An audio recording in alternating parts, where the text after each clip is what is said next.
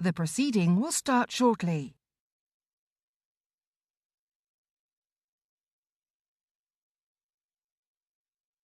The proceeding will start shortly.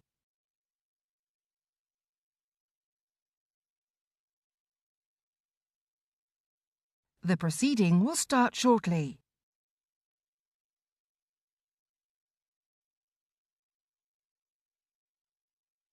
The proceeding will start shortly.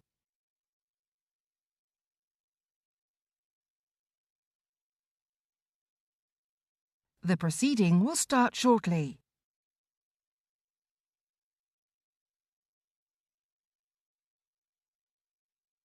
The proceeding will start shortly.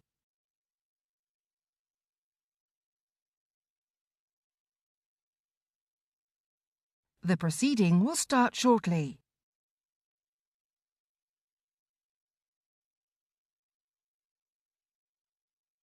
The proceeding will start shortly.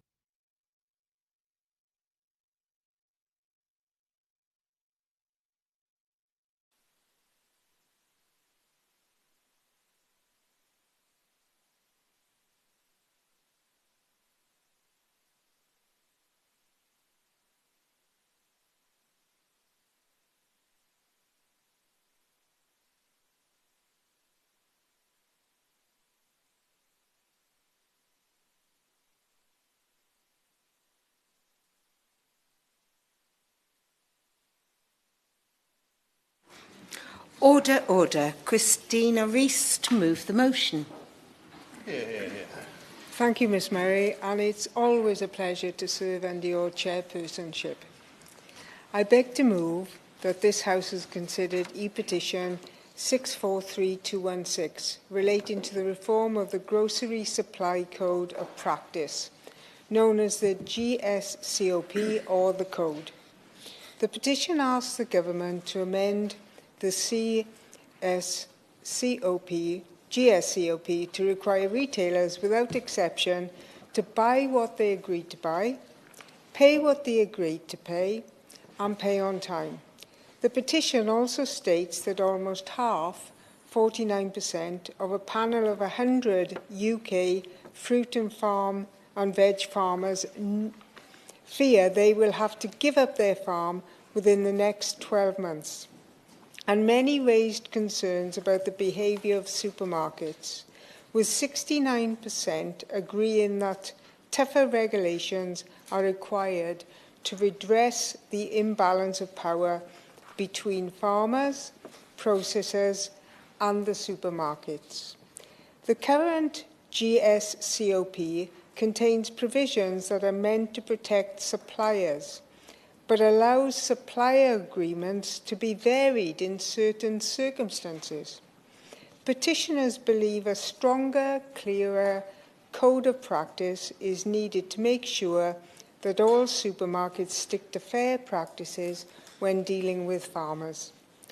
The situation regarding the code and the issues raised in the petition have various complex perspectives that need unpacking, but it is worth beginning with an overview of the salient facts and how things came into being.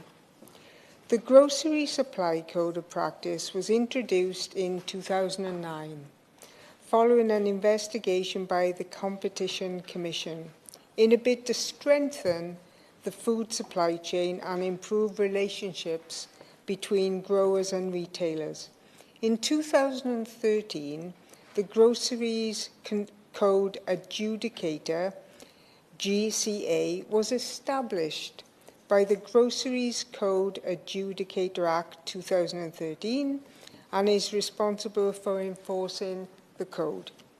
However, despite success and the best intentions, the code has faced criticism from farmers and academics.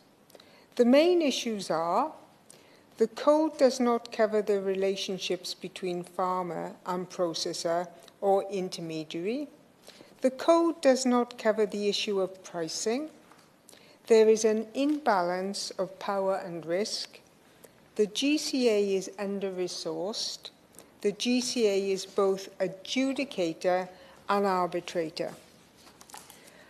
I want to unpick each issue in turn, but firstly let us recognise the integral role farmers play in our society.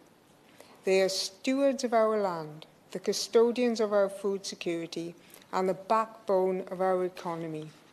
However, the current structure of the code often leaves farmers vulnerable to unfair trading practices, placing them at a significant disadvantage in negotiation with powerful retailers. I'm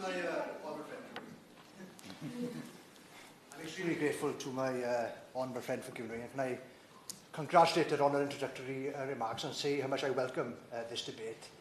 The last few years in particular have been very difficult for farmers, of course, with inflation in the wider economy. So their input costs have been increasing substantially. We could just look at fertiliser as one example, but the reality is, of course, then they're very exposed within the supply chain, and therefore there needs to be a look at how we can strengthen the support for our primary producers. I thank my honourable friend for his intervention, and I know that he's a champion for the farmers in his constituency, and I hope to come on to explain in more detail later in my speech. Thank you very much. Thank you, and again I thank the Honourable Lady for giving way and for her excellent speech on this important topic. And does she agree with me that farmers such as those in North Devon have a huge role to play in our green transition, and that supermarkets have a duty to ensure that farmers are getting a fair and just price for their produce, otherwise they have no hope of producing it sustainably? Definitely. I'll come on to that later. Thank you very much for your intervention. Oh, okay. Thank the my honourable friend for giving way, and also welcome this debate, not only for those constituencies which have many farmers, but also an urban constituency like my own in Putney, where many constituents have written to me about this important issue, and many have signed the petition because it matters so much that we have good, fresh produce and there's fair terms and conditions for those growers. We are shocked in Putney that half of British fruit and veg growers now fear they'll go out of business. And we would like to see supermarkets using their power to support small-scale farmers, not undermine them. Would you agree? The honourable member agree.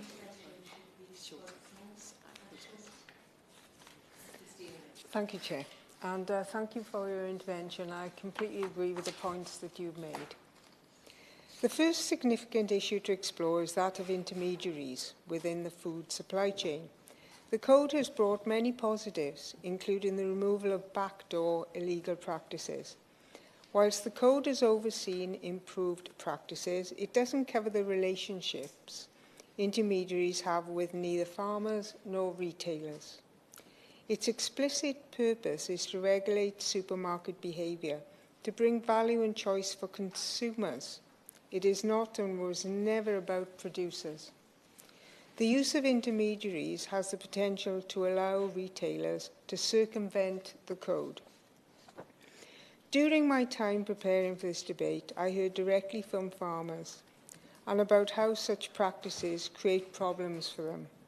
They rarely have a written contract, and so a request for 100,000 lettuces during the first week of September could turn into a downgrade to 70,000 lettuces should the sun suddenly disappear and salads become less favourable than soups. This leaves the farmer with 30,000 lettuces unpurchased and a considerable threat to business.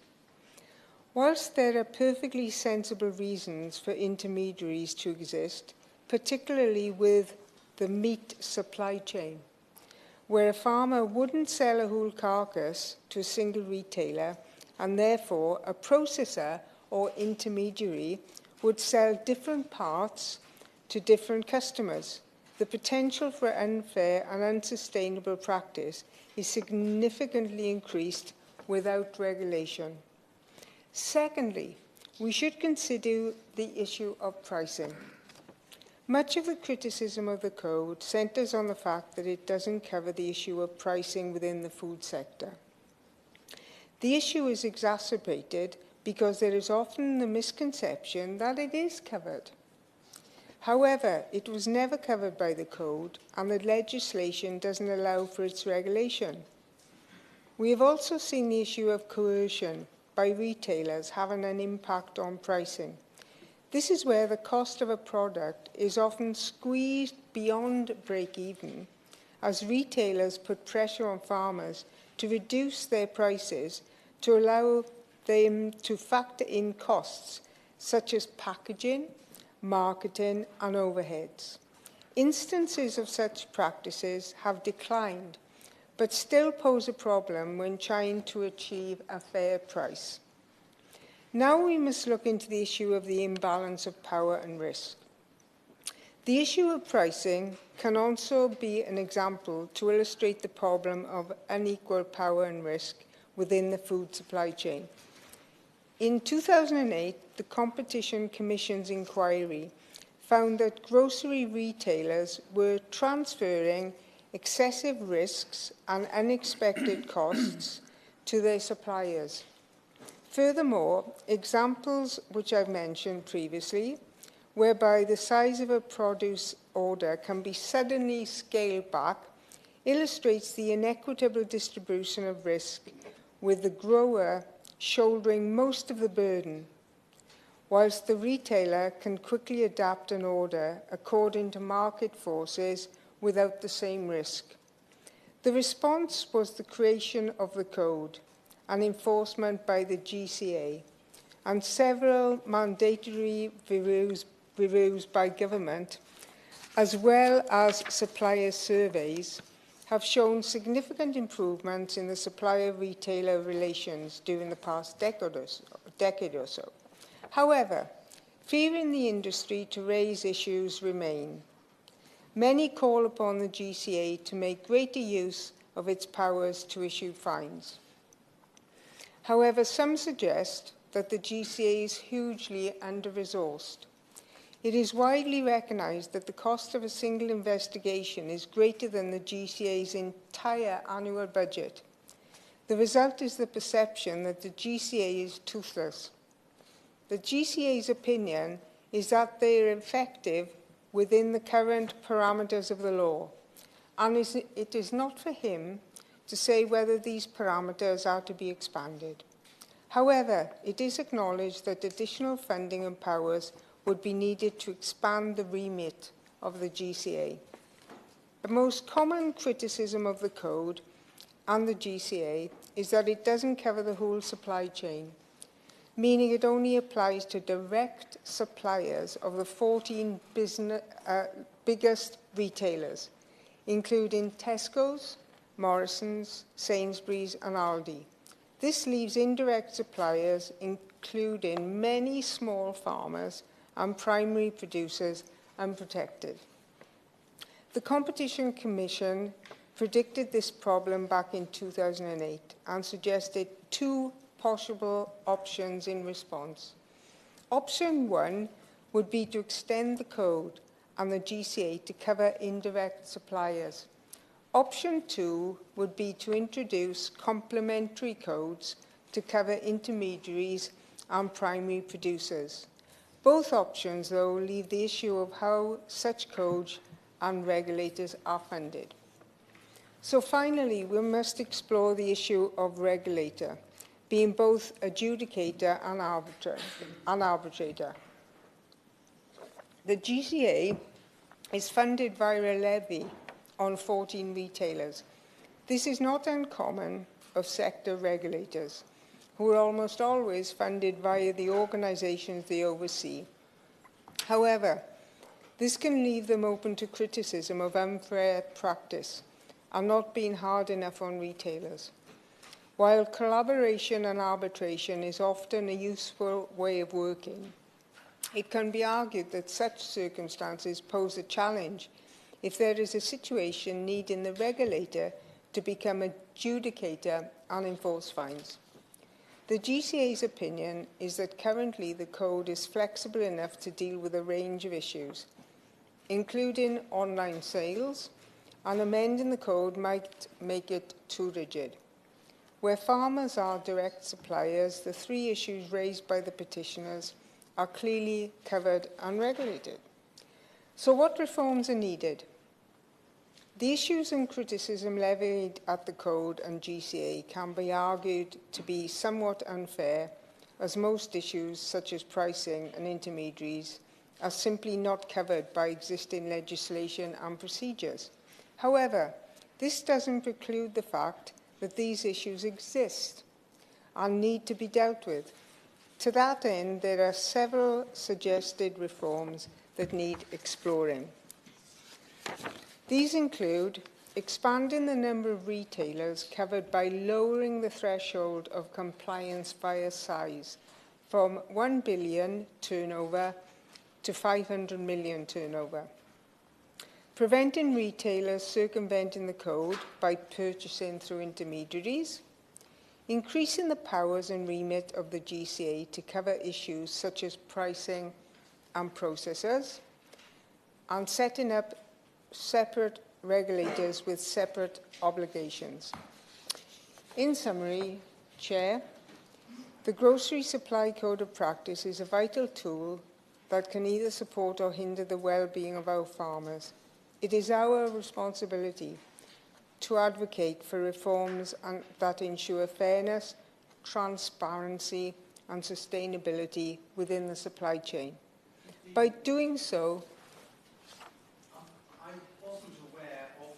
until several constituents contacted me, like many others here today. I just wonder, does the Honourable Lady know if there is any mechanism whereby small farmers and other suppliers can actually report to the regulator when they are put in this difficult situation by promises to make purchases not being kept? Because I don't see how the regulator can regulate if they don't have adequate information about where the suppliers are being let down.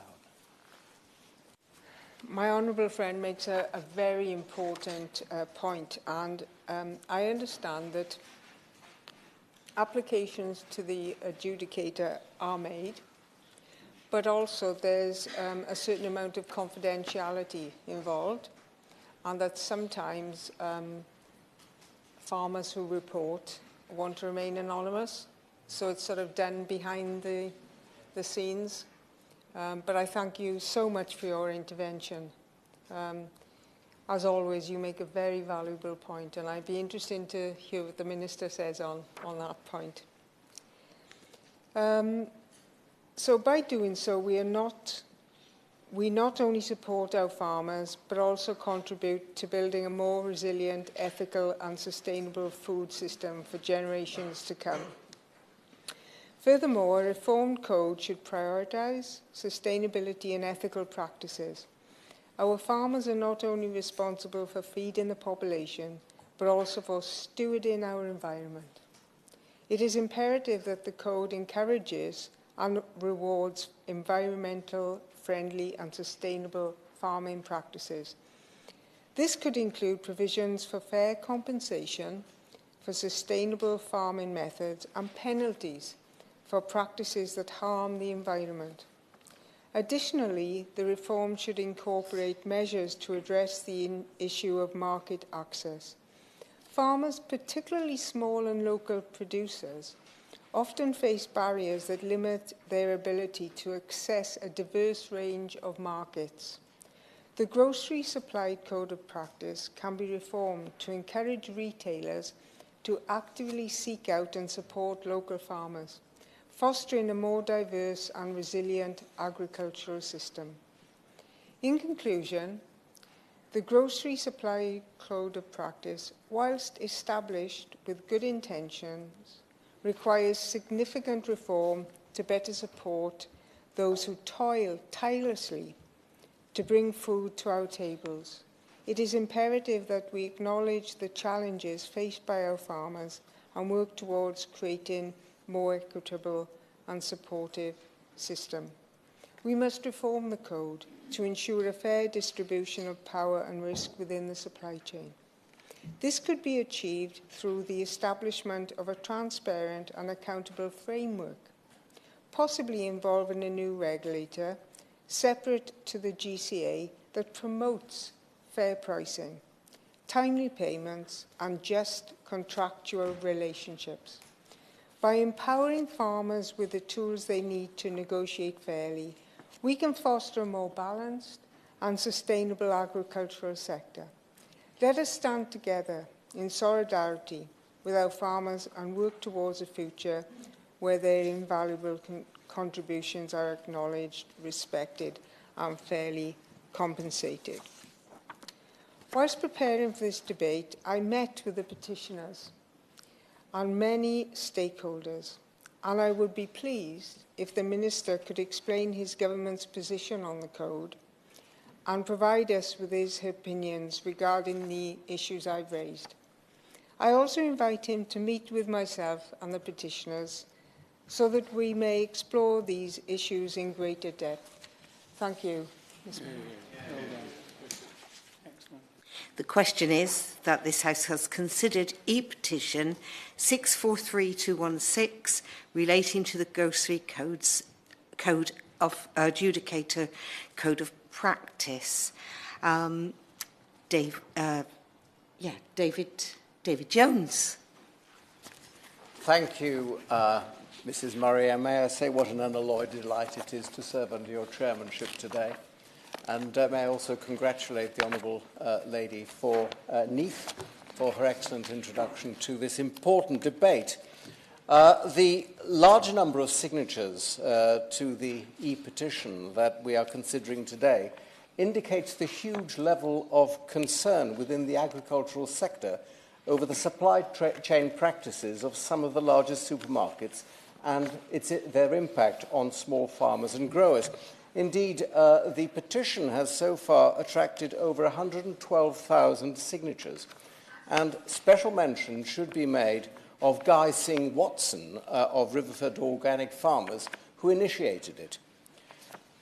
As the Honourable Lady has said, small suppliers are the backbone of the food supply industry in this country. Many of my own constituents fall into that category. Not only do they help feed us, they also look after our countryside and make sure our environment is clean. And without them, our rural landscapes would look very different indeed. At the other consumer-facing end of the food supply chain are the large supermarkets. Around 95% of the food that is consumed in this country is sold by just 12 retailers. Many of these are multi-billion-pound listed companies. And the disparity of bargaining strength between them and the small family firms I've mentioned is very obvious. The supermarkets have the power to drive hard bargains with their own suppliers, most of whom are not farmers themselves, but are commercial intermediaries. And the pressure that they exert down the supply chain is inevitably felt most keenly by the small farmers and growers at the beginning of that chain. According to the agricultural charity Sustain, farmers often receive less than 1 penny of the profit generated by their produce, with farm businesses relying increasingly on subsidies to break even and 40% of farms earning less than £25,000 annually. And the impact of this behaviour is felt right through the supply chain. My own constituent, Liz Cameen, and her husband trade as Vale Grocer in Preon, Denby, and they supply vegetable boxes in the locality. They themselves are small-scale growers, and they've chosen not to try to sell to supermarkets directly, but have created their own customer base, which they supply. And she tells me, and I quote, as we supplement produce, we grow with produce from organic farms around the UK. We're very concerned about the impact of supermarket behaviour on these producers. If we lose any of our suppliers, we cannot continue offering the amazing veg and fruit we do currently. The pressures inherent in the food supply chain have long been recognised, and they led to the creation of the Groceries Code, a supply code of practice, which, as we've heard, is enforced by the Groceries Code Adjudicator, the GCA. The code, of course, is welcome so far as it goes, but the fact is that it doesn't go far enough to afford adequate or indeed any protection to smaller farmers. And this is because it governs only the relationship between the supermarkets and their contractual suppliers, who are very rarely the farmers and growers themselves. The GCA is therefore unable to intervene if hardship is caused to those small family firms by the practices of the supermarkets. In September last year, the GCA published a report on his deep dive survey of the conduct of supermarkets, in which he noted complaints that some supermarkets had chosen to conduct warfare with suppliers and had displayed a lack of good faith in negotiations. Such behaviour ultimately has a heavy impact upon small producers. The campaign that has been launched by Mr. Watson Singh calls for new powers for the adjudicator to enable him to take a more effective and, in appropriate circumstances, punitive stance against unfair practices in the supply chain. It further calls for the revision of the Code of Practice by embedding the principles that retailers must buy what they agreed to buy, pay what they agreed to pay, and pay on time without exception. Now, these, Mrs. Murray, are entirely fair and reasonable requests, and decent retailers should be only too happy for the code to be amended accordingly, because that is the way they should be behaving anyway. However, that is not always the case. Riverford cite the example of one potato farmer who was told that his potatoes were no longer wanted by the supermarket he was supplying. He was left with 60 tons of potatoes and no customer. Such practices will naturally have a devastating impact on farmers. Research conducted by Riverford indicates that 49% of farmers fear that they will go out of business in the next year, and 61% said that supply chain unfairness was adversely affecting their mental health.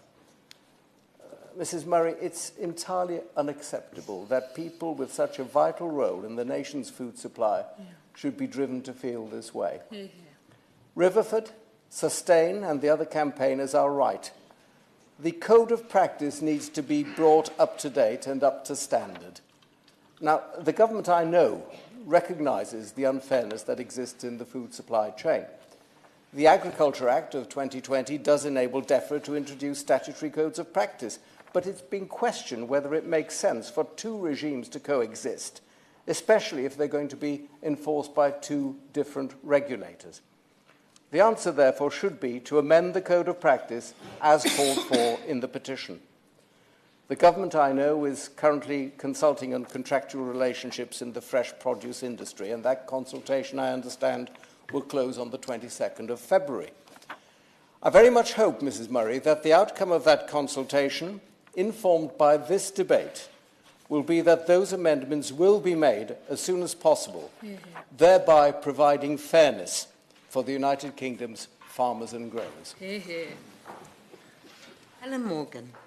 Thank you very much, Mrs. Murray. It's a pleasure to serve with you in the chair, and also I'd like to thank the Honourable Member for Neath for opening this debate and outlining the issues so eloquently.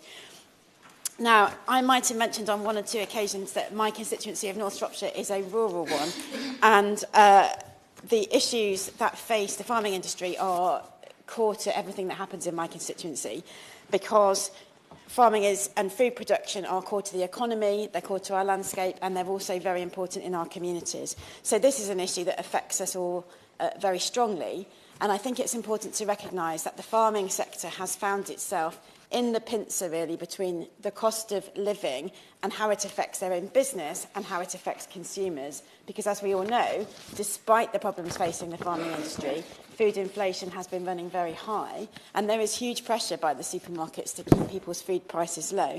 And it's our food producers that are finding themselves caught in the grip of that pincer. So, on Friday afternoon, I had the pleasure of visiting Lower Lee Dairy Farm in North Shropshire, which is a great place to visit. It has cutting-edge technology. It's a robot-orientated milking and feeding programme.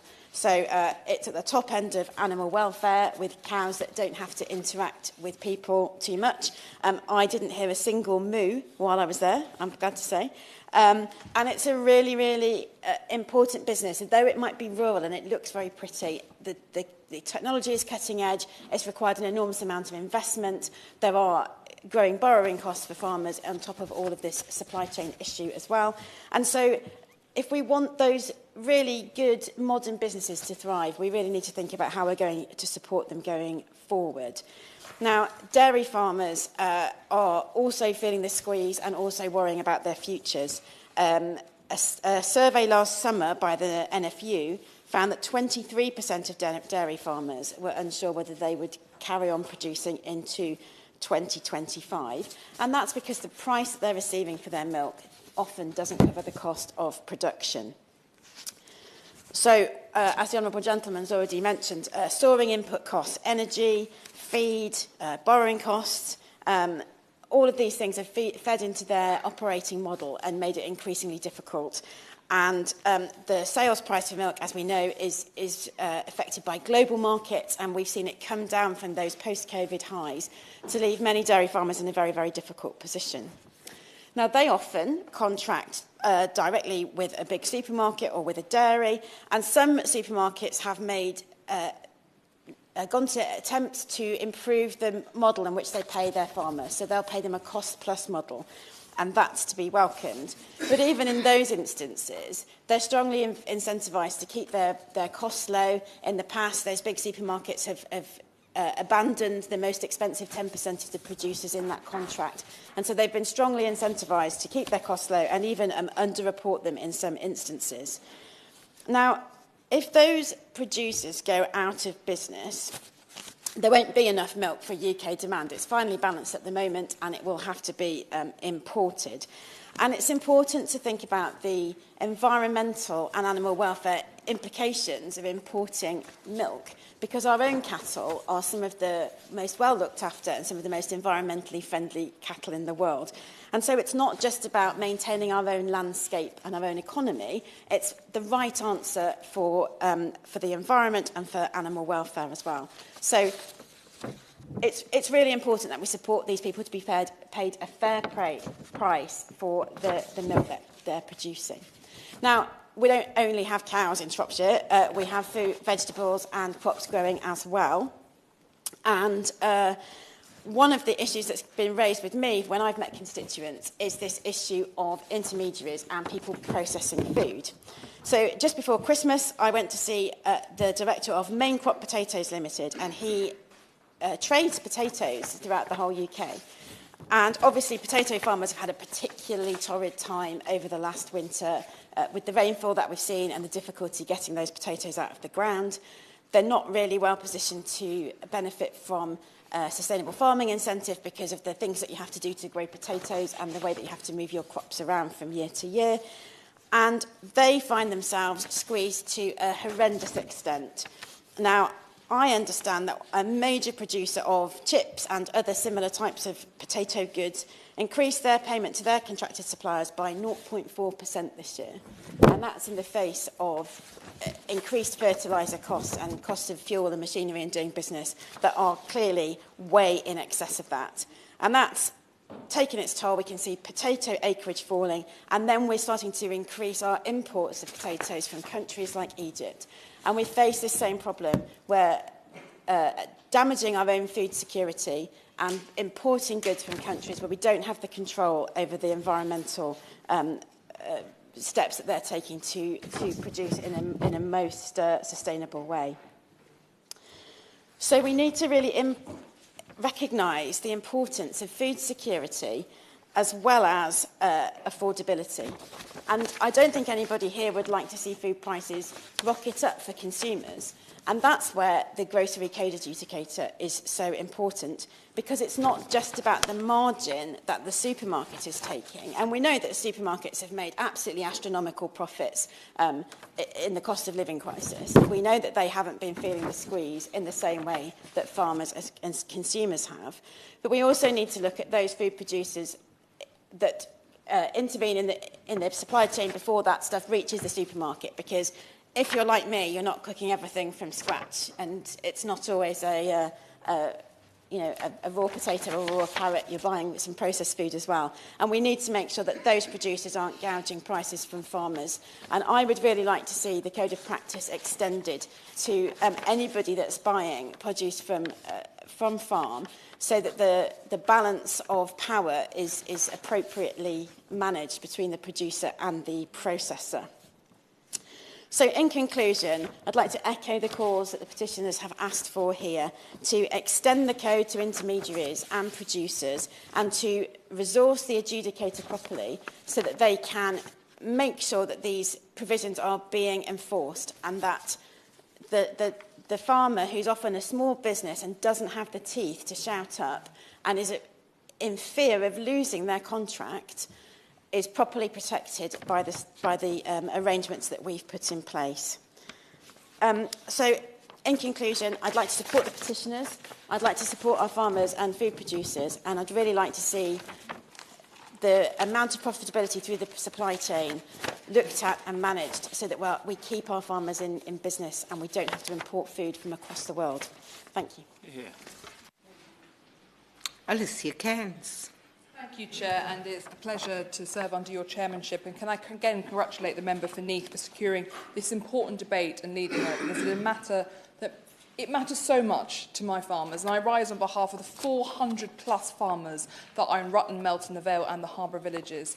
People such as Ben Wiles, who's a 5th-generation farmer in Empingham, as well as all those in Stamford who reach out to me and ask me to speak today. At its best, the Grocery Supply Code of Practice should ensure a degree of stability in an industry that is by its nature is risk-facing and vulnerable to external shocks and price fluctuations. Sadly, as we all know, farmers have faced a number of recent shocks to their livelihoods, ranging from fertiliser and feed prices that rose after Putin's renewed illegal invasion of Ukraine, to flooding, cold weather damage, and of course the spread of avian flu over the last 2 years. Now, we all know that national food security is a government priority, yet all too often there seems to be a disconnect between the recognition of the importance of food and how it's produced and the reality where farmers are often left feeling that this rests solely upon their shoulders. So by supporting farmers, we need to make sure that we are speaking up for them and that we are helping them to do their job, not only feeding our nation, but conserving the precious character of our countryside. Now, when it comes to food and drink, very few can compete, I'm afraid, with Rutland and Melton. Whether it be bison and lamb, chicken and eggs, dairy, elderflower, beef, sugar beet, crops, you name it, we have it. And of course, the infamous Stilton and Melton Mowbray pork pie. I considered pausing to allow the audience to provide that line, but I suspect we shall just move on swiftly. I would also like to give a specific shout out to the amazing Allerton project in Loddington, which I know the Minister went to visit, who lead a lot of the research into how we do sustainable farming. And what they are doing there is decades ahead of the country and is really leading the way. Now, farmers, as we know, although we may say otherwise sometimes, largely put their heads down, pull their socks up and crack on with producing the food that we need. When they speak, we need to listen, and this is one of those times. This petition is not asking for the world, and the requests it makes are balanced, fair, and in my view, and clearly those of so many others, worthy of adoption by the government. They also reflect the requests that so many of us have made since we came to this place. So I fully support the 3 asks. 1, that suppliers should buy what they have agreed to buy, suppliers should pay what they've agreed to pay, and that the Grocery Supply Code should ensure that they pay on time. It's really not that much to ask. The Grocery Supply Code is only applied to retailers with an annual turnover, for example, of £1 billion or more. These companies surely are more than capable of honouring the price that has been given, the amount bought, and the date of payment that's been agreed. Farmers have said time and time again that the balance of power is weighted towards large suppliers, leaving them underpaid, underinformed, and feeling undervalued. These 3 common-sense additions to the code go some way to evening the scales towards fairness. Now, we've seen this during the recent issue over the price of British sugar beet, and whilst a deal has finally been reached, it was disappointing that so many farmers, particularly in my constituency, faced uncertainty over what price they would get for their crop. Now, I know ministers were very active in helping to resolve the dispute, and I thank them for their efforts, but we need to bring the same energy to this issue. So it's therefore in that spirit of hope that I'm also calling for the lowering of the threshold for inclusion in the supply code to retailers, with a revenue of £500 million. This would spread the benefits of the code to many more farmers and provide a degree of economic certainty in these uncertain times. Now, we should acknowledge that these conversations we're having today are only possible because of the extra powers that we voted to give to ministers in the Agricultural Act of 2020, and I commend the government for its drive to clamp down on unfair practices in food supply chains. But we need to use these powers to go that bit further and demonstrate that we have a steadfast commitment to British farming by adopting the 3 simple asks in this petition. I would also like to take this opportunity to reiterate my ask for the establishment of a gas fertiliser price index. We need to ensure transparency and fairness in the index in the fertiliser market. We already have indexes for grain, other commodities such as and many other commodities. And a fertiliser index would bring clarity to a market that's currently opaque and prone to damaging fluctuations. I would also like to take this opportunity to thank the government for announcing the biggest upgrade to UK farming schemes since we have left the EU. We're seeing an increase to rates for elms of 10%, which my farmers have raised with me and thanked with them. We've seen plans to improve food labelling to protect farmers better. We've seen far less paperwork, and I really am hearing that on my monthly visits to a farm in my constituency. And we're seeing enhanced payment for protecting our environment. So I thank the member for Neath again for leading this vital debate. And I thank the 286 people in Rutland and Melton and the 276 in Stamford and Grantham who signed this petition calling for reform to the grocery code. I hope this debate tells all of you that we have heard you, and I'm sure my honourable friend will show the government's willingness to help when he makes his comments, just as I will stand here today and reassure you that if you are a farmer in Rutland, Melton, the Vale, the Harbour villages and the Stamford villages, I, for one, will always stand on your side. Thank you, Madam Chair. Sarah Dyke. And it's a pleasure to serve under your chairship. And I thank the Honourable Member for Neath for opening this crucial debate. Mrs Murray, we need to get fair about farming because farmers are often disenfranchised in the agri-food supply chain. Now, it requires a concerted effort to tackle the systemic issues, promote equitable relationships and ensure a sustainable and fair system so British farmers can produce high-quality food for our tables. Now, I rise on behalf of the many farmers in Somerton and Frome who, like many others across the constituency, are the key drivers of the rural economy, and they're also the custodians of our natural environment.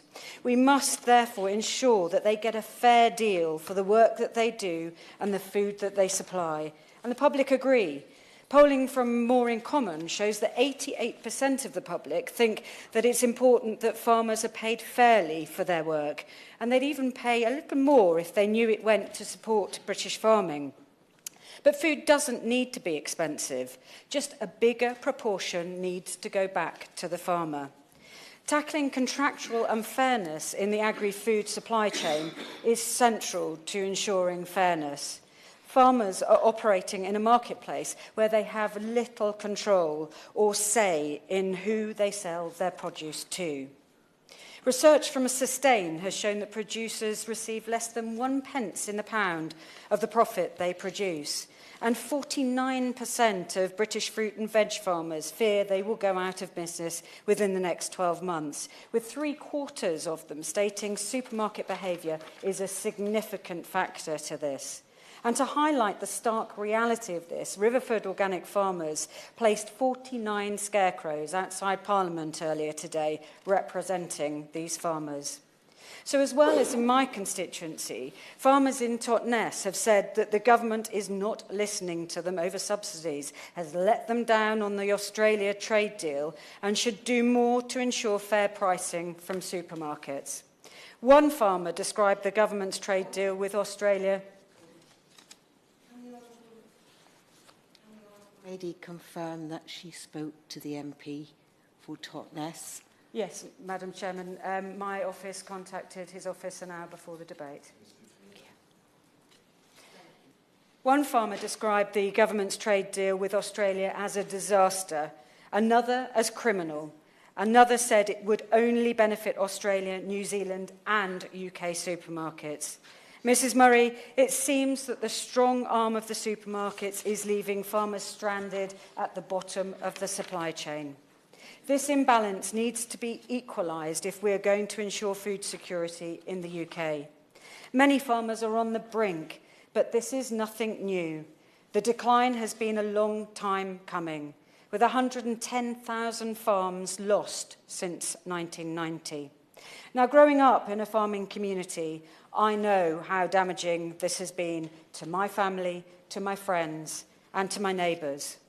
Our hard-working farmers know that quality food shouldn't cost the earth, both in terms of the cost to the consumer, but also in terms of our precious environment. Our farmers are the guardians of the countryside. Farmers know that farming and the environment are intrinsically linked. They are responsible for keeping our natural biodiversity flourishing, and if we drive family farms out of business, they will be replaced with larger industrial farming. These farms will be less entrenched in our communities.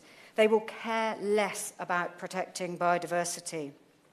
Now, a Guardian article from 2021 summed it up perfectly when they wrote that the alternative could be factory farming with a thin green veneer. Now, I cannot emphasise this point strongly enough, Mrs. Murray. If we want to maintain our beautiful British countryside, we need to protect our farmers. Farmers need to be able to plan ahead. They need commitment from others in the supply chain. But all too often, this trust is broken as supermarkets vie for cheaper food, they reject produce at short notice, or simply change their minds, leaving farmers without a market, without an income, without security, and so often without a future. So farmers are able to avoid selling to supermarkets, but if they are left exploited on an industrial scale. So most often, these that are exploited will be small family farms as they struggle to produce food to the ever-changing demands of the supermarkets, whose focus is in pursuit of ever cheaper food at any cost. Now, as I've said, the public want farmers to be paid fairly. They want to be able to access healthy, quality food, but the current system doesn't allow this to happen. As Liberal Democrats, we want to give the Grocery Code adjudicator more teeth to address unfairness in all supply chains, not just those transactions that are related to those who directly supply retailers. And alongside my Liberal Democrat colleagues, I am calling for the Competition and Markets Authority to investigate any profiteering that has taken place among the big supermarkets and food multinationals, and for tougher rules to prevent them raising food prices more than they need to. So, Mrs. Murray, this disenfranchisement among farmers in the agri-food supply chain is complex, with significant social and economic implications. But so many of this government's decisions are made in silos, all the while leaving farmers facing financial hardship and food rotting in the fields. Whereas the Liberal Democrats listen to farmers, and we know they need a fair deal. We want to give an extra £1 billion boost to British farms to enable more sustainable family farming and to allow them to continue providing the public plate with high quality, locally sourced, seasonal food at a fair price. Thank you. Magnold. Thank you, Madam Chair. I apologise for being late at the start. I was stuck on a train. I apologise to the member for Neath for missing the first part of her speech, but can I also congratulate her for bringing it forward and for championing an extraordinary campaign that has seen well over 100,000 people across this country sign a petition that is of the utmost importance, one that is trying to make farming work, make farming pay, and make farming fairer. And I commend the Rivergood campaign for what they have done, not only to do so much to create the organic market, but also to once again to be speaking up for small farmers across this country. The 5 principles, Madam Chair, of course, have been mentioned already, but it is important to make sure the point is hammered home. Buying what you committed to buy, paying on time, committing for the long term, agreeing on fair specifications, and paying what you agreed to pay. These aren't radical ideas. These aren't concepts that would be out of place in any other sector, yet farmers so often and so frequently find them themselves on the wrong side when it comes to supermarkets changing tact. We talk in this place so often about certainty and how we want to create it for businesses small and large across this country. And I ask, where do farmers fit in that? Because we should be striving every day to make sure that the people who fill our bellies and put food on our tables are supported so that they can carry on doing so. Listening to the speeches across this hall already, it seems extraordinary to listen to the Liberal Democrats not at any point mention the legislation that has been passed that might actually facilitate some of the things that they're asking for. We could talk about, for instance, the Procurement Act. I can accept that many colleagues might not be interested in it. It is perhaps one of the most boring pieces of legislation that has ever passed this place.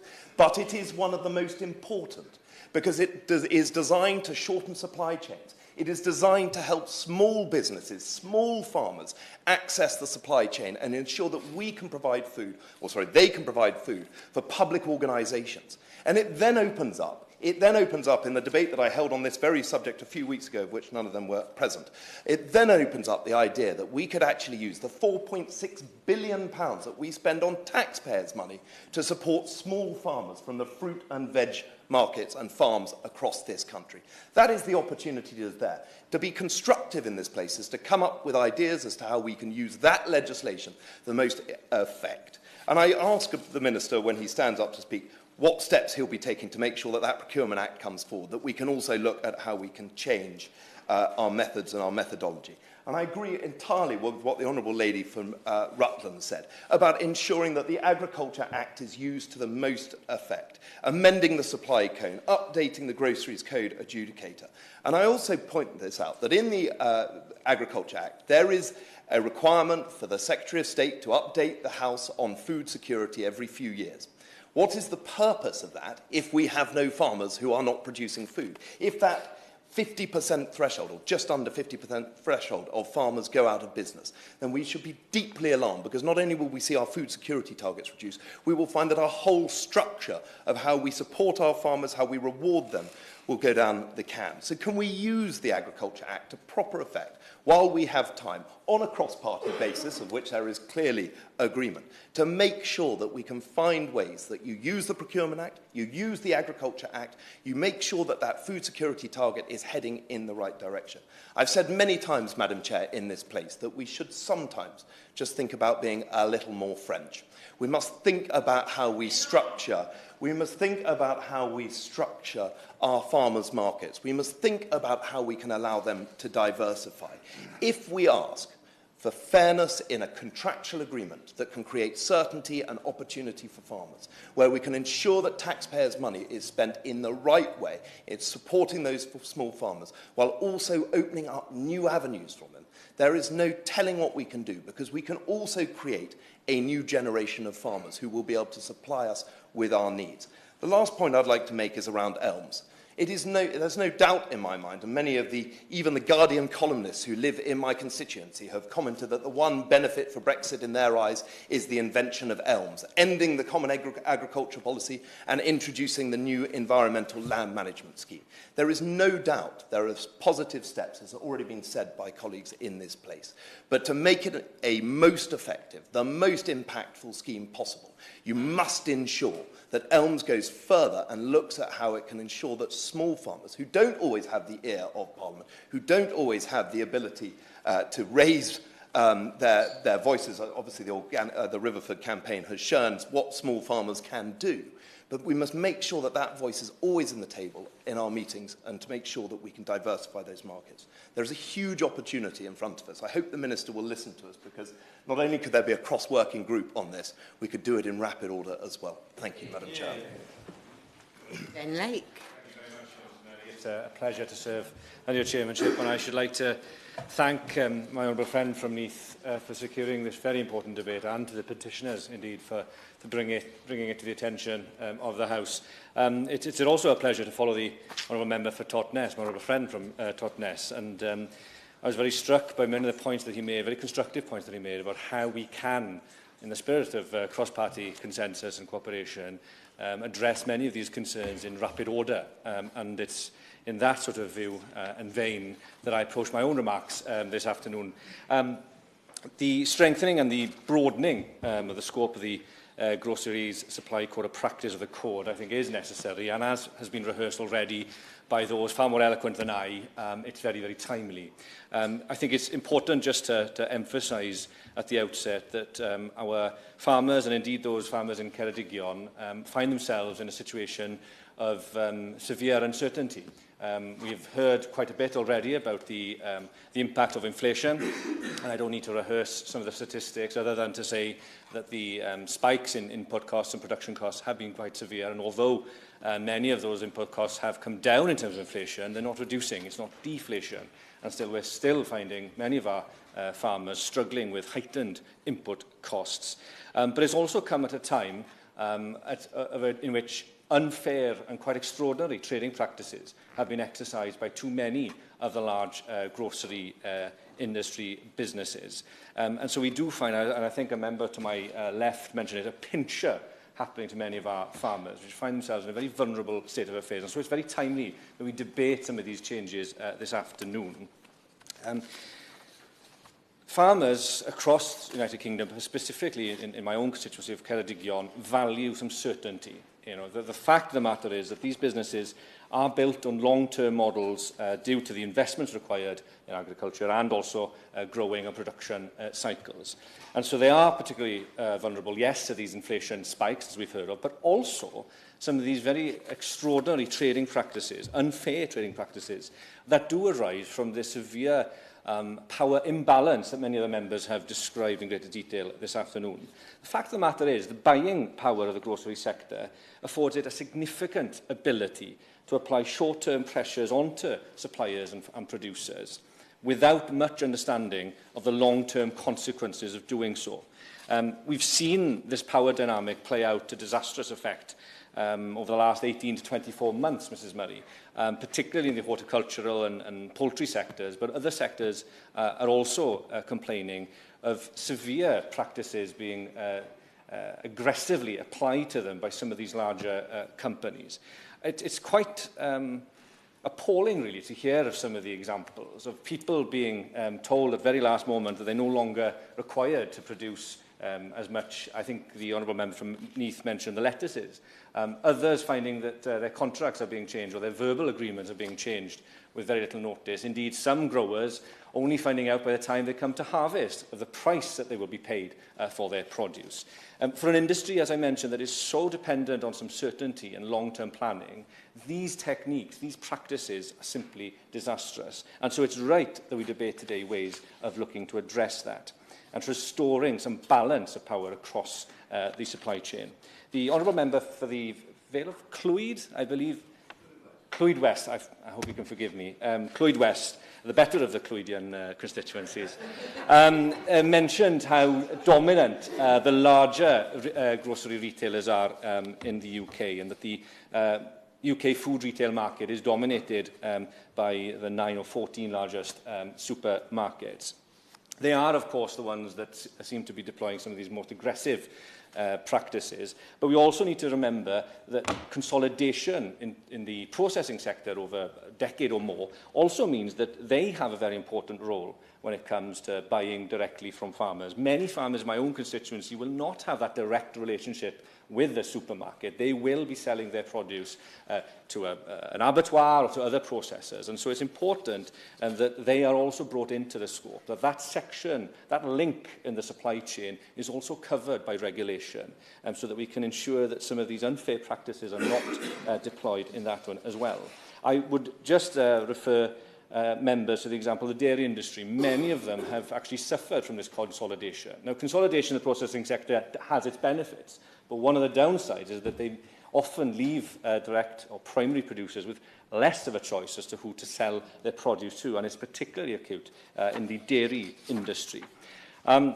So if we were to extend the code, as many have already called for this afternoon, it would not only ensure that we have greater balance of power across the supply chain, but it also, I believe, help to balance some of the risk throughout the supply chain, something that other members have mentioned.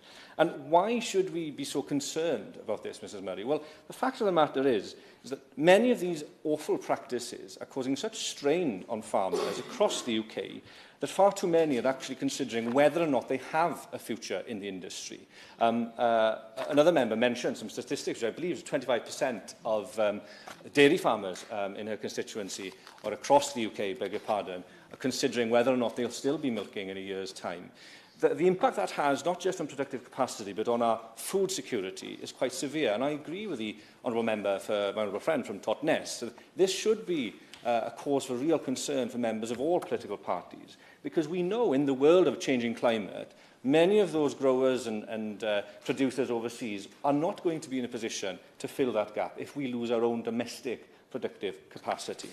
And so I'd end, Mrs Murray, by just reiterating some of the calls of the petitioners and the Riverford farming campaign to not only strengthen the Groceries Code adjudicator so that it is empowered to take effective and, if needs be, punitive action against those committing unfair trading practices in the supply chain, but also to extend the code, the grocery supply code of practice, to those intermediaries as well.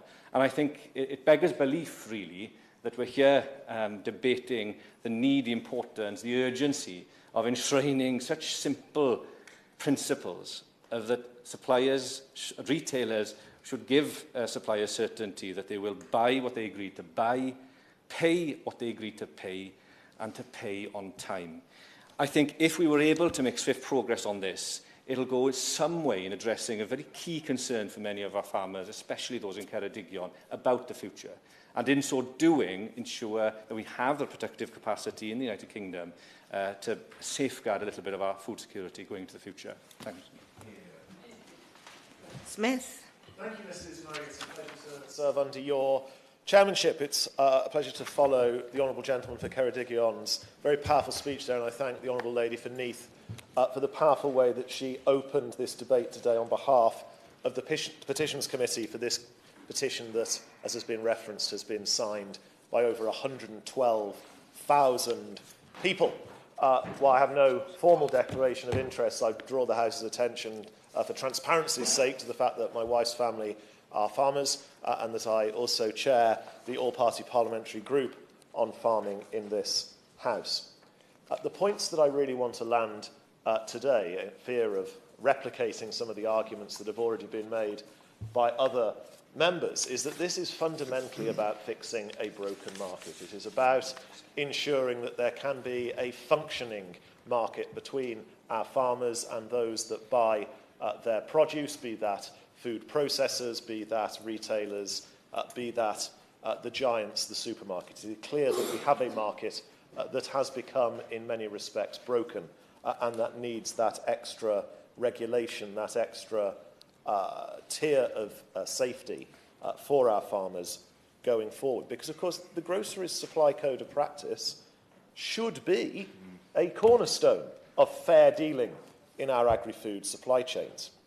But before I come on to those arguments, I do think it is important to recognise the indisputable impacts from the COVID-19 pandemic, coupled with the effects of Putin's invasion of Ukraine, that has resulted in a storm of challenges that has tested the resilience of all of our farmers, our agri-food supply chains, and posed an existential threat to the very fabric of British agriculture. I see that through my own constituency. 335 square miles of North Buckinghamshire, 90% of the land of which is agricultural land. I talk to farmers very, very regularly, and I've seen firsthand the impacts that some of those hard-working constituents, those farmers, deeply rooted in agriculture, are grappling with. The surge in input costs, not mirrored by a rise in prices from processors and retailers, it's pushed many to a tipping point.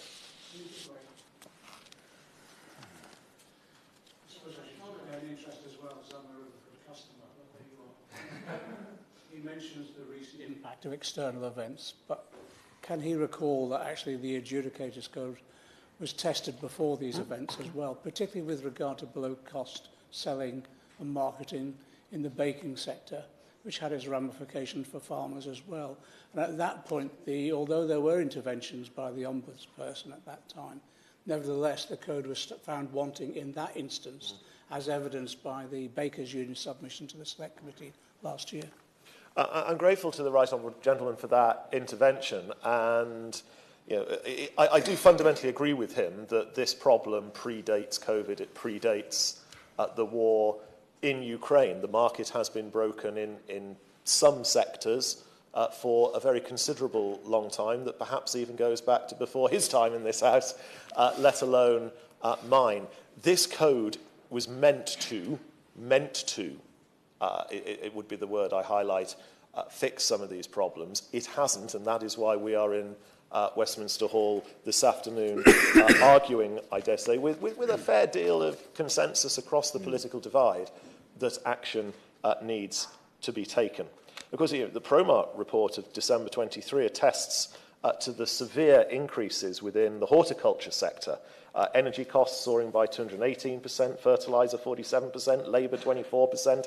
And in addition to this, in 2023, for example, the poultry sector fell to its lowest level of egg production in over 9 years, culminating in the evident shortage of eggs on the shelves in 2022 and 2023. Meanwhile, these spikes, and this is the important bit, are not being reflected in the prices the tertiary sector are willing to actually pay for them. This blatant mismatch has all but erased profits, leaving consumers with stark consequences: diminished output, shelf shortages, and the regrettable loss of over 8,000 agricultural businesses in recent years. Now, the Grocery Supply Code of Practice was instituted with the aim of promoting a functioning market, a fair market. Yet, I think, as we have all agreed in this House this afternoon, that falls short, its reach falls short, and its grasp lacks the precision needed for effective oversight. As it stands, the GSCOP regulates entities with a turnover exceeding 1 billion, and that threshold, as others have said, is disproportionately high, leaving countless suppliers, and by extension our farmers, unprotected. An adjustment is desperately needed, and it is imperative that we prioritise lowering the threshold to, I would suggest, the NFU's ask of 500 million, although we can always debate the precise numbers around that. That change would increase accountability and ensure more comprehensive coverage. We must also adamantly support the extension of the GSCOP's reach to secure our agricultural backbone. If not for the sake of fairness in our markets and for the well-being of our invaluable farmers, then for the preservation of our nation's food security and rural economy. The reach must expand beyond supermarkets to encompass processors, the hospitality sector, manufacturers, key players in the supply chain who can exert just as much pressure on our farmers as the largest retail giants. The foundation laid by the Agriculture Act in 2020 is robust, but it is not the only solution. It is but the ground upon which we must build that fairer market, and we must not falter in doing so. Yeah. Very nice. Thank you, Mrs. Murray. It's an honour to serve under your chairship. The headline of today's Western Morning News reads, "Scarecrow protest goes to Parliament." This was a reference to the 49 scarecrows that were just outside in Victoria Park this afternoon. And each of those scarecrows represents 1% of those people who, when polled as farmers, say they do not consider that they might be farming in the future. And one of the reasons that they do not consider they might be farming in the future is because of the way that this code of practice we've been hearing about this afternoon operates. I've been meeting with farmers across Mid and East Devon villages in recent months. And what's plain to me is that what we're talking about when we're talking about farming is not a job. It's a vocation. It's a way of life. It employs huge numbers of people, not just in farming, but in the supply chains, both up and down. Simply, farmers are plainly the beating heart of our countryside. And so I'd like to pay tribute this afternoon to the people who came up with this petition in the first place. 112,780 individuals have signed this petition, and of the 650 constituencies in the UK, mine was 7th on the list for the number of constituents who signed it. And neighbouring to my west, that constituency has 840 signatures and is 6th on the list. So plainly, this is a real priority for constituents in my part of the world. Did the Honourable Gentleman make sure he informed the member for that constituency? to mention that? I have before this debate, yes, that's right. In recent years, the British farming sector has come under enormous pressure.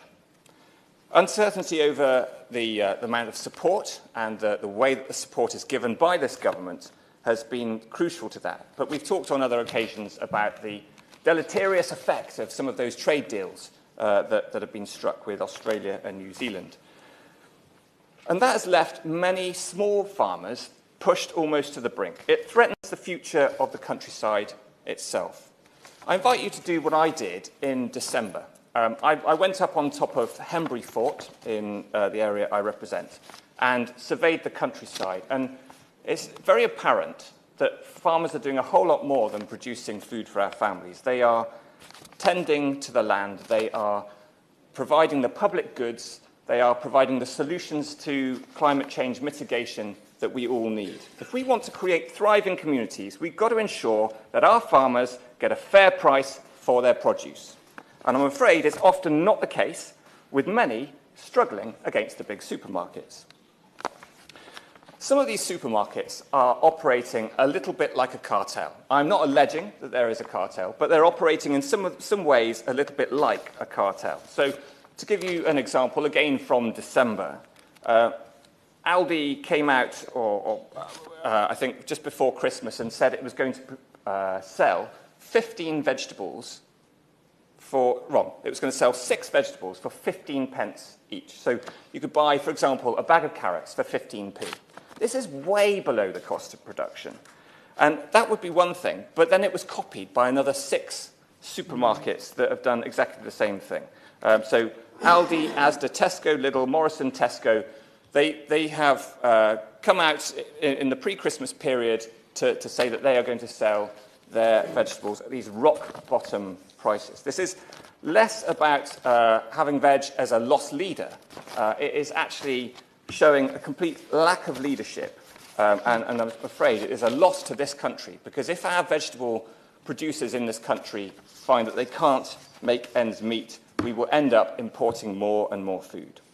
And this comes back to a lack of reliability on the part of the Groceries Code adjudicator, because we are finding that some of these producers are not only being paid insufficiently for the goods that they produce, they're also being paid late or in a way that they're not actually having the original contracts honoured.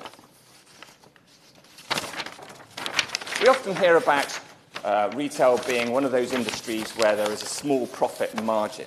Not in this case.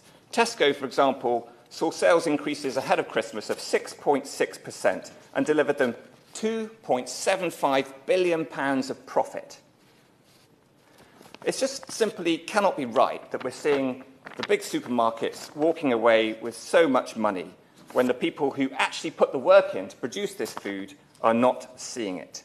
The majority of British producers run fragile businesses that are already subject to the vagaries of the weather without having to be held hostage by the key players in the food supply chain.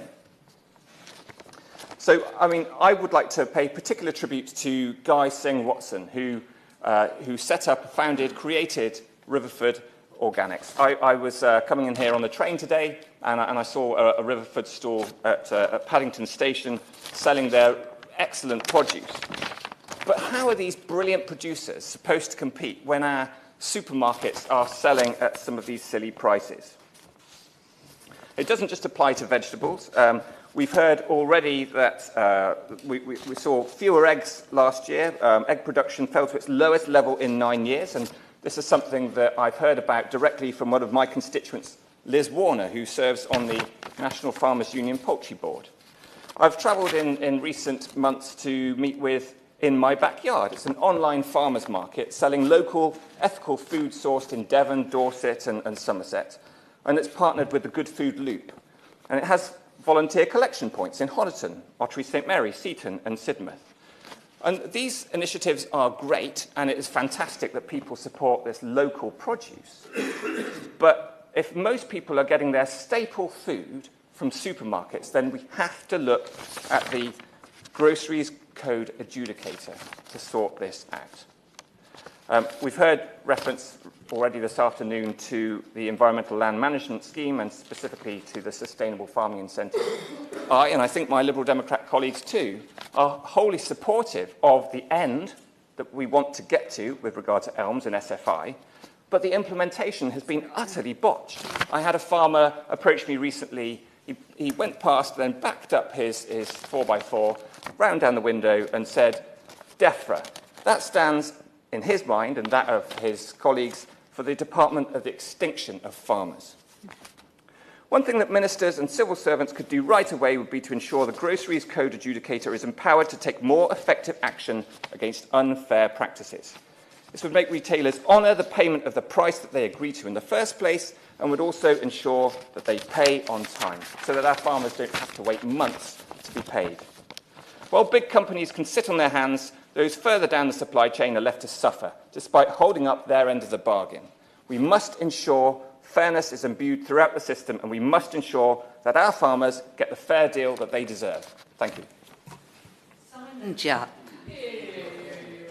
Thank you. It is a pleasure to serve under your chairship, Mrs Murray. I'm glad we've found the time to debate the reforms to the Grocery Supply Code of Practice, and there is clearly a significant strength of feeling on this subject in Devon. This petition was signed by 840 of my constituents and 8,490 people in Devon. And I wanted to be here today to put on record my backing for this petition. Its message is clear. First, farmers and producers should be better protected. Second, the big retailers and supermarkets should buy what they agreed to buy, pay what they agreed to pay, and pay on time. I know farmers in East Devon work hard around the clock to keep great quality food on our plates, and they deserve a fair price and fair practices. They're not getting that at the moment. Our farmers are at the heart of our rural economy, bringing jobs and opportunities to East Devon. Now, I regularly hold farming roundtables across East Devon with local farmers to hear their concerns, with most recent ones in Tallerton and Sidford. And last year, I had the pleasure of welcoming the Minister to Ottery St Mary, attended by a range of local dairy, livestock and horticultural farmers. I thank the Minister for that visit. This Conservative government listens to our farmers. That is not to say we get everything right first time, and I'm certainly no stranger to ruffling a few government feathers on farming. In the summer of 2020, I supported an amendment on food standards tabled by the much-missed Neil Parish to the Agriculture Bill. It's clear the government is taking steps in the right direction already. Last year, the government announced at the Farm to Fork Summit a review into contractual relationships with the UK egg industry. This announcement was certainly welcome to some egg producers in my constituency, and I'd urge the Minister to publish a government response to the consultation as soon as possible. But it's also clear the Grocery Supply Code of Practice needs to be fit for purpose, and I hope the government can listen and act here too. At the moment, the Grocery Supply Code of Practice does not cover indirect suppliers to grocery retailers. This must be looked at, especially as dairy and pig producers often do not directly supply grocery retailers.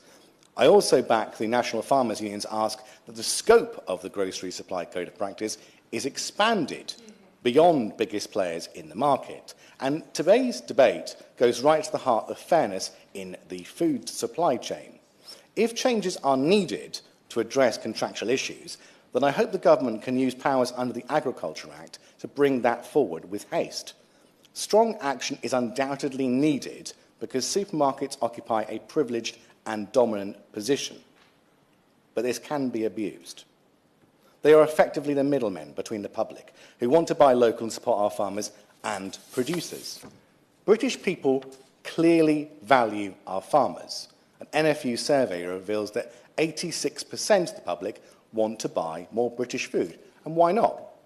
I firmly believe that farmers' high-quality British produce deserves a VIP status and must be easily identifiable to shoppers.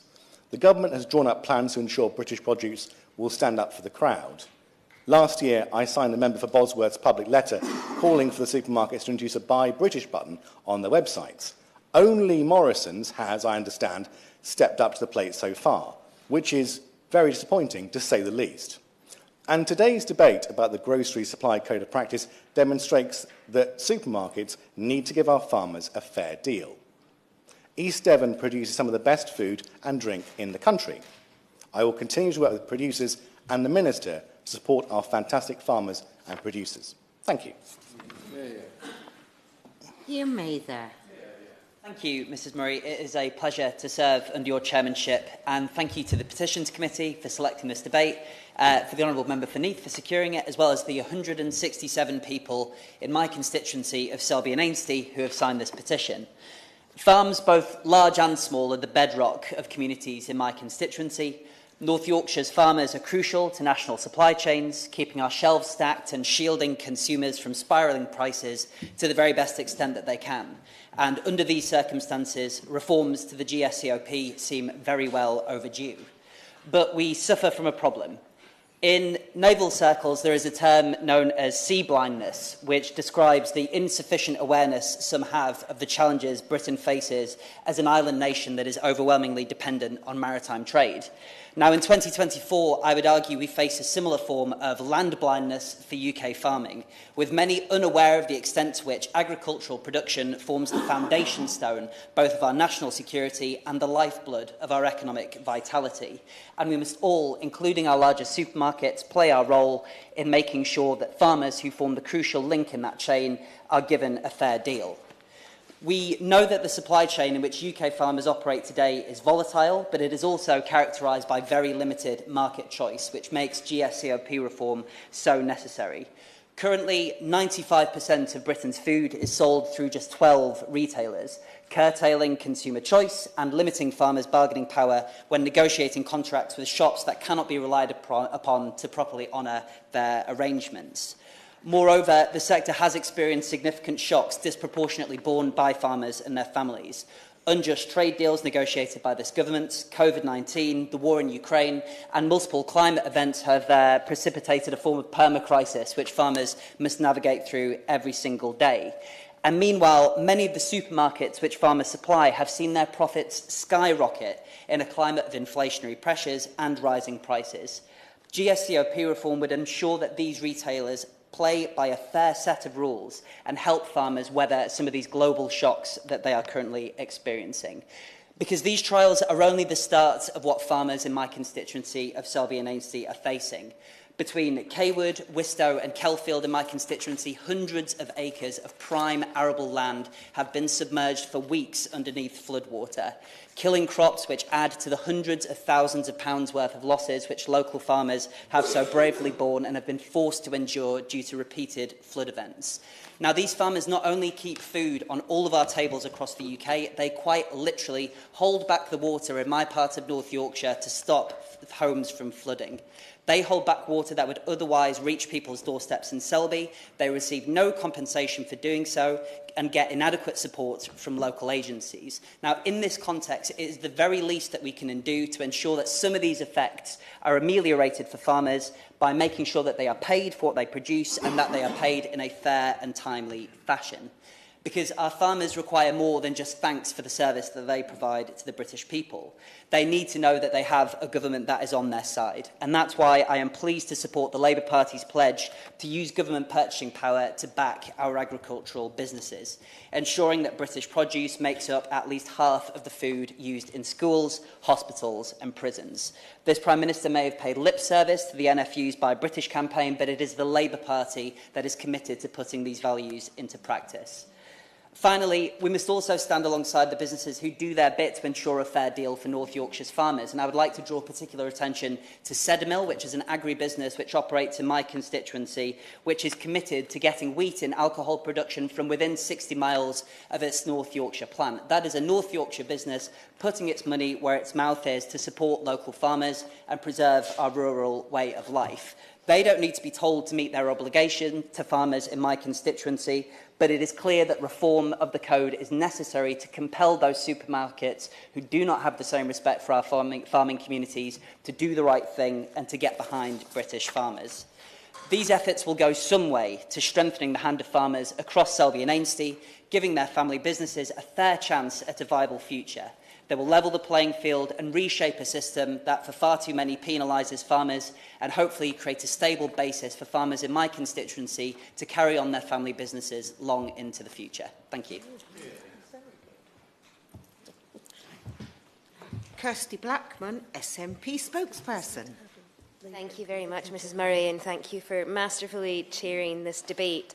I'd like to congratulate the member for Neath and thank her for taking forward this in the meeting today. And I'd like to congratulate also the petitioners and the Petitions Committee, particularly the petitioners and all of those who signed, who allowed us to have the opportunity for this debate, because it is incredibly important. Members will realise that I am not the member for Coatbridge, Christon and Bells Hill, who unfortunately has been caught up in the travel chaos as a result of the storms that have happened. So I am super subbing it today, so I hope anybody will forgive me if I don't know the answers to any questions that may get thrown at me. I do want to declare an interest, Mrs Murray. My mum's sister owns a small farm, and my mum's sister and brother both own sheep and a handful of cows. The number of sheep varies throughout the year, but it's less than 500 at any time, I think. The member over there was talking about somebody who was a fifth-generation farmer, and I was asking my mum about farming in our family, and she says she doesn't know any of our direct ancestors who was not a farmer, and my dad's family don't know any of the direct ancestors who are not fishermen. So we've got food producing, running through our veins, but I am firmly a toonser rather than a tuchter, and visit the farm about once a year just to see the lambs. That's about as good as it gets for my farming, I'm afraid. Farming, though, is vitally important to Scotland. There are 67,000 people throughout Scotland who are directly employed in agriculture, and throughout the UK there are about 400,000 people employed in food manufacturing, as well as 500,000 people in farming and fishing. And we are absolutely clear that farmers must be paid what they are owed, because they provide a secure, a fair and sustainable future for British family farms on these islands. I'm very sad that I missed the scarecrows today, but I thank you for all of the work that you've done in bringing this to the attention of people, and I hope that it gets the attention it deserves, not just from around the House. Sorry. Apologies. Me, just a gentle reminder. Sorry. Kirsty Blackman. Not just from those around the House who very clearly on all sides agree that there is a problem and agree that this problem needs to be solved, but the wider public as well, who have taken the opportunity to sign the petition, but some of them may not have heard of the petition. So hopefully this will bring a bit more attention and ensure that more people are aware of the problems that are facing farmers right now.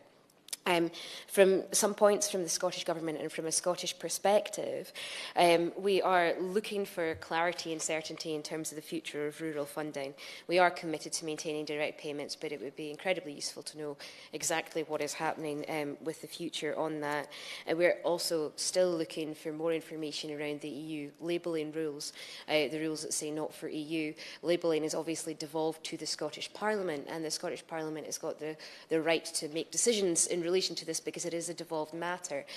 However, the UK government is making decisions and saying it applies across the whole UK. We don't want that burden being put on our farmers when we are not choosing to do that.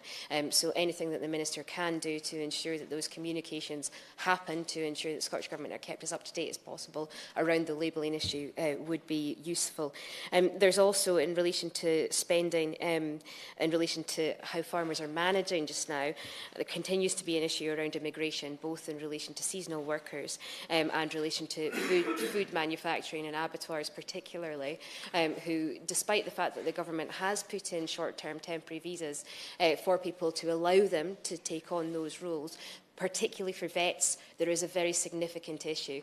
Food manufacturing goes through, food manufacturing ends up costing significantly more because it's much more difficult to get vets.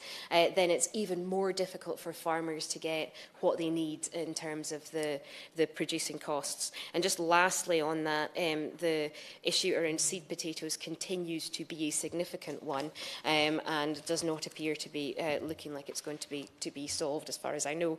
It would be helpful if we could again be able to export seed potatoes. The Scottish Government has put in a £180,000 fund for abattoirs and for small food producers. If the UK Government was willing to look at the results once we have them of the pilot that we are doing in relation to this, it may be that this funding, it may be that this way of funding the small producers and the abattoirs is something that the UK Government might be keen to have a look at and to take on, to ensure that those small producers and those abattoirs continue to keep their heads above water into the future. We just can't lose our farming industry. we also can't allow consumers to be ripped off when they are buying food at the supermarkets. I have got very little sympathy for supermarkets who are making billions when my constituents cannot afford food and when farmers are being paid pennies, if that, in every pound for the food that they produce. The UK government's food security targets are all well and good, but there needs to be more intervention to ensure that they are met. Things like the trade deals, for example, it seemed to me on my time in the EFRA committee that there was just not a kind of, nobody had thought about how it might impact farmers in these islands. It seemed like it was just sort of, we've decided that this is a good thing and therefore we are doing it, and the farmers' voices were not heard when those negotiations were being made. I know there's lots of things that need to be taken into account when trade deals are signed. I absolutely get that. But the fact that farmers seemed to be so sidelined in the process and so not listened to in the process really concerned me. Thank you for making that important point, because I think she's absolutely right. Farmers shouldn't be forgotten in our trade deals. But will she therefore welcome, and as a member of the Business and Trade Committee, will she welcome the fact that Trade and Agricultural Commission on a statutory footing? Will she also recognise that under CRAG, the Constitutional Reform and Governance Act, we will have a debate on CPTPP, which will give every member in this House the chance to be able to debate this issue, to be able to talk about farming, as well as to be able to review the advice from the Trade and Agricultural Commission, which will be reviewing all future trade deals?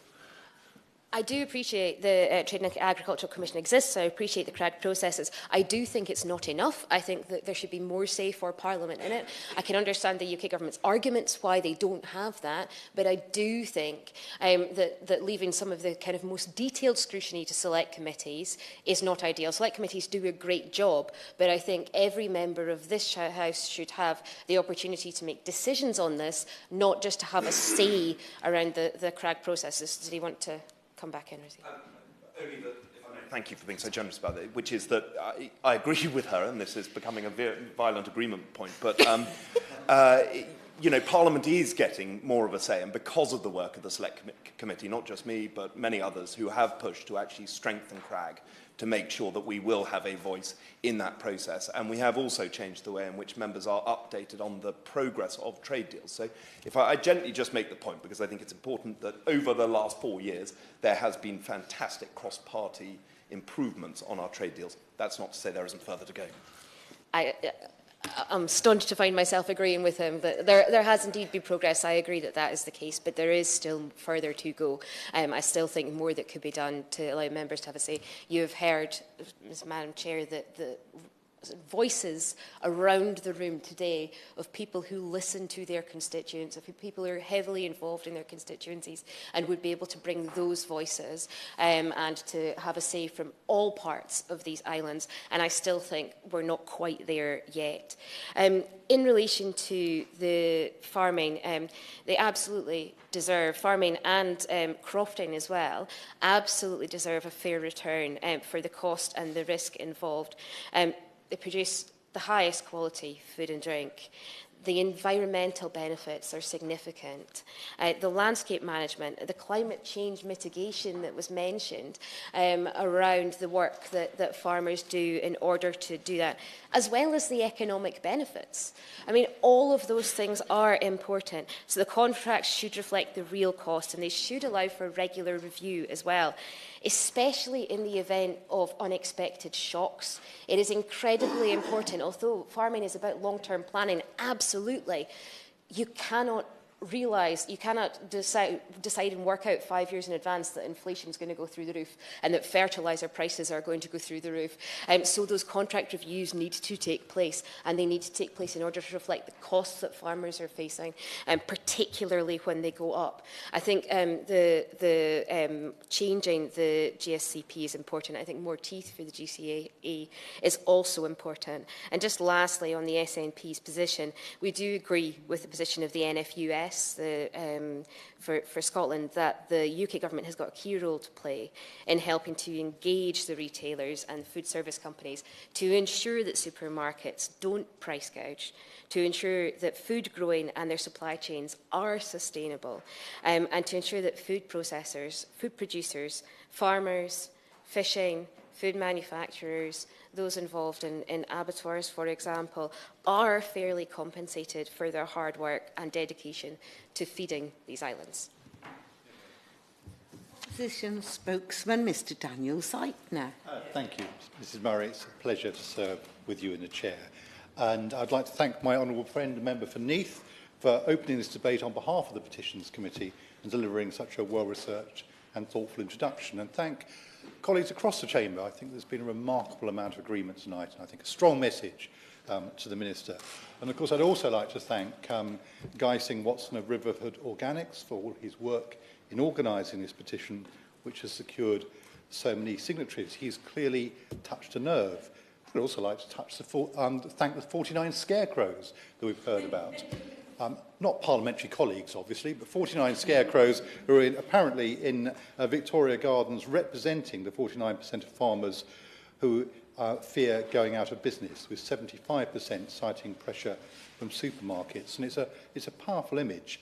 I'd also like to thank Orla Delagi at Sustain and Vicky Hurd in particular, who's now at the Wildlife Trust, for providing very helpful facts and observations on the food supply chain to me over many, many years since the passing and during the passing of the Agricultural Act. And also Leslie Mitchell, whose excellent report for last year's Oxford Farming Conference, I think is an important contribution to this debate. I don't think it's a great surprise that this petition has elicited so much support, not least because it's clear that farmers and growers in this country are struggling. They've been grappling with some formidable challenges over the last few years, with the skyrocketing costs of fertiliser, animal feed, energy, with tight profit margins, avian flu, a rocky transition from the CAP to ELMS, and more. And of course, over the past 4 to 5 years, the sector has experienced significant shocks. 2019, the uncertainties around Brexit, closely followed by the COVID-19 pandemic, and then in 2022, the war in Ukraine, plus throughout 2023 and since, climate events across the globe which have impacted many crops and harvests, and too many farmers have had to endure the distress of seeing the destruction of crops or livestock due to the devastating recent floods, and sometimes, sadly, because of the persistent shortage of labour. And as we've heard, farmers' tight profit margins have been squeezed at the other end by supermarkets and intermediaries driving a hard bargain. Too often, primary producers get a tiny portion of the final product price and little or even no profit from selling into mainstream supermarket supply chains. And I think, as we've heard, the 2020 report commissioned by Sustain, an independent study, tried to ascertain the profit margins for suppliers. Their report, Unpicking Food Prices, looked at 5 everyday foodstuffs: apples, cheese, beef burgers, carrots and bread, and found that after intermediaries and retailers take their cut, farmers are sometimes left with less than 1% of the profit. And that really can't be a fair reward for the efforts that are made. They hold a large proportion of the risks in production, working with unpredictable natural circumstances and often long time frames to produce a crop or product. And we know that alongside that, public support payments that have for years meant the difference between viability and going bankrupt for a large proportion of UK farmers have clearly been changing. So it's clearly an issue somewhere in the food supply chain of unfairness and imbalance. And as we've also heard from other speakers, the situation has become so difficult in some cases that some farmers are pulling out of producing staples like eggs and vegetables altogether because it's no longer economically viable. And it is reported that almost half of that panel of 100 UK fruit and vegetable farmers fear they may have to give up their farm within the next 12 months.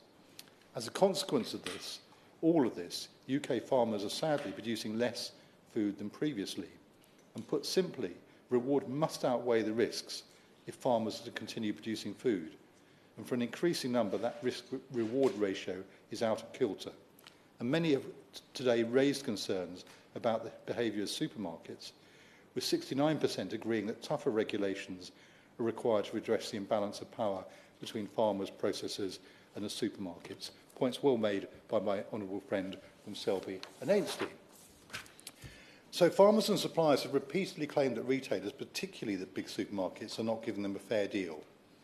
For example, it is claimed they take far too long to consider cost price increase requests, justifiable requests when costs are rising dramatically, taking too long to pay invoices, do not honour the original order, change or cancel it, reject produce on grounds of aesthetics, not quality, not to mention the wider arguments over delistings and promotions.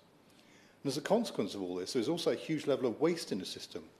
One grower told me he sells only about 50% at best of the lettuces he grows. And that waste is particularly depressing during a cost of living crisis. And for many years, I've heard reports, and I think we've all heard reports from farmers, of really quite problematic and in some cases deeply unpleasant, one might even say toxic dynamics in the relationship between buyers and suppliers. These disturbing dynamics, exacerbated by the other pressures growers have had to face, has understandably taken its toll on mental health and well-being of too many. Now, I hope and I understand that the more unpalatable and aggressive tactics deployed by retailers are perhaps less common than they used to be. And I think some credit must go to successive grocery code adjudicators for their role in curbing such unacceptable behaviour. But again, as we've heard from earlier speakers, I think we're all dismayed to read in the GCA's most recent report that many suppliers feel we've gone backwards, that supplier-retailer relations have regressed. Indeed, his report paints a pretty bleak picture of what one stakeholder has called the brutal environment suppliers are being exposed to. The report quotes survey responses which complain about combative retailers who have returned to pre-pandemic behaviour and have chosen to conduct, quote, warfare with suppliers rather than take collaborative action to handle the flood of CPI requests and more recent demands for deflation. The report found that while supermarkets have been engulfed with demand for CPIs in the past 2 years, the tide has now begun to turn, with retailers demanding cost price decreases. It states that some major retailers have begun asking for price decreases, accompanied by delist threats, forcing suppliers to operate at a loss, which they feel has created an unfair playing field and changed the power dynamics. However, we must be careful not to jump to conclusions about exactly where the fault lies. Supermarkets are often lambasted as being the sole cause of all ills in the supply chain, and that's not entirely fair or accurate. Behaviour varies considerably across the retail sector. Some supermarkets really do value and nurture constructive long-term relationships with their suppliers. And I also appreciate they are in a tough competition with aggressive rivals, some of whom, thinking of some of the new entrants, relatively new entrants to the market, are not subject to the same pressures as public companies to deliver short-term shareholder value. And while consumers care very much about quality and where and how their food was produced, they understandably want low prices, particularly during the cost of living crisis. Indeed, we're all deeply unhappy about the soaring price of food we've witnessed over the last 12 months, reaching as high as some 20% last spring. And the statistics from the Trussell Trust on the escalating reliance on food banks by many families has been shocking.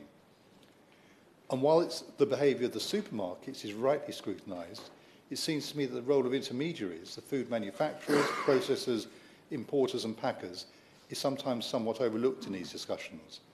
Often some of the more fraught relationships is between supplier and intermediary rather than the big supermarket. And yet the intermediaries are not required to abide by the GSCOP. Having said that, I'm hearing some worrying anecdotal evidence that some retailers are gaming the system by instructing suppliers to deal with intermediaries as the buyers rather than the retailer itself, so the latter cannot be held to the code. I was also struck and concerned by the comments from Mark White, the current Groceries Code adjudicator, when he launched that most recent report. He said the report showed supermarkets appeared less invested in the continued relationships with their suppliers, adding, suppliers feel there is now less good faith shown by retailers in CPI negotiations. He expressed his disappointment at the feedback from the survey and concern that some poor negotiations over CPI have had a significant impact on the relationships of retailers and suppliers. Now, I mentioned the 2023 report of the Oxford Farming Conference. This year's report by Ged Footer, founder of the Retail Mind, touched on similar issues, and he's predicted relations will worsen in the months to come. The next 6 months will be more brutal in the grocery market than at any time in the last 4 years. He claims that retailers are focused solely on lowering costs, and as I've already said, even asking for cost decreases, in some cases when they never granted an increase in the first place. So there is a problem here that needs addressing urgently before the situation deteriorates further. Now, we know it's taken the government a long time to use the powers in the Agriculture Act to look at the dairy and pig sectors. So I wonder if the Minister can explain what plans the government has to rectify these system-wide problems. Has the government, in the first instance, conducted a thorough assessment of the robustness or lack of it of the food supply chain? Where exactly are the weaknesses, and how much progress has been made in mitigating them? Why is it taking so long to devise and or implement the fair dealing codes that were set out back in 2020? Now, it seems to me that the Grocery Code Adjudicator has been working hard and is making inroads in terms of improving some retailers' compliance with the GSCOP. I'm also encouraged by the tone of the GCA's remarks following his recent report, indicating a willingness to get tough with those who are not abiding by the letter and spirit of the code, and to get to the bottom of what is generating such negative comments made during his deep dive survey of suppliers. His determined efforts are to be applauded, but I am aware, again as has been referenced, that he really has quite limited resources at his disposal, which makes me also ask if those resources are indeed sufficient. Does the GCA have the capacity to be as effective as we need it to be? Relative to other regulators, the GCA is extremely small and understandably constrained in terms of the number of investigations they can conduct and complaints they can investigate and the extent to which they can provide arbitration. So I think it's worth considering whether the size of the GCA is proportionate to the challenges it faces, particularly as those challenges are growing and becoming more formidable. Now, I understand that both suppliers and retailers have articulated the view that the GCA needs more resources.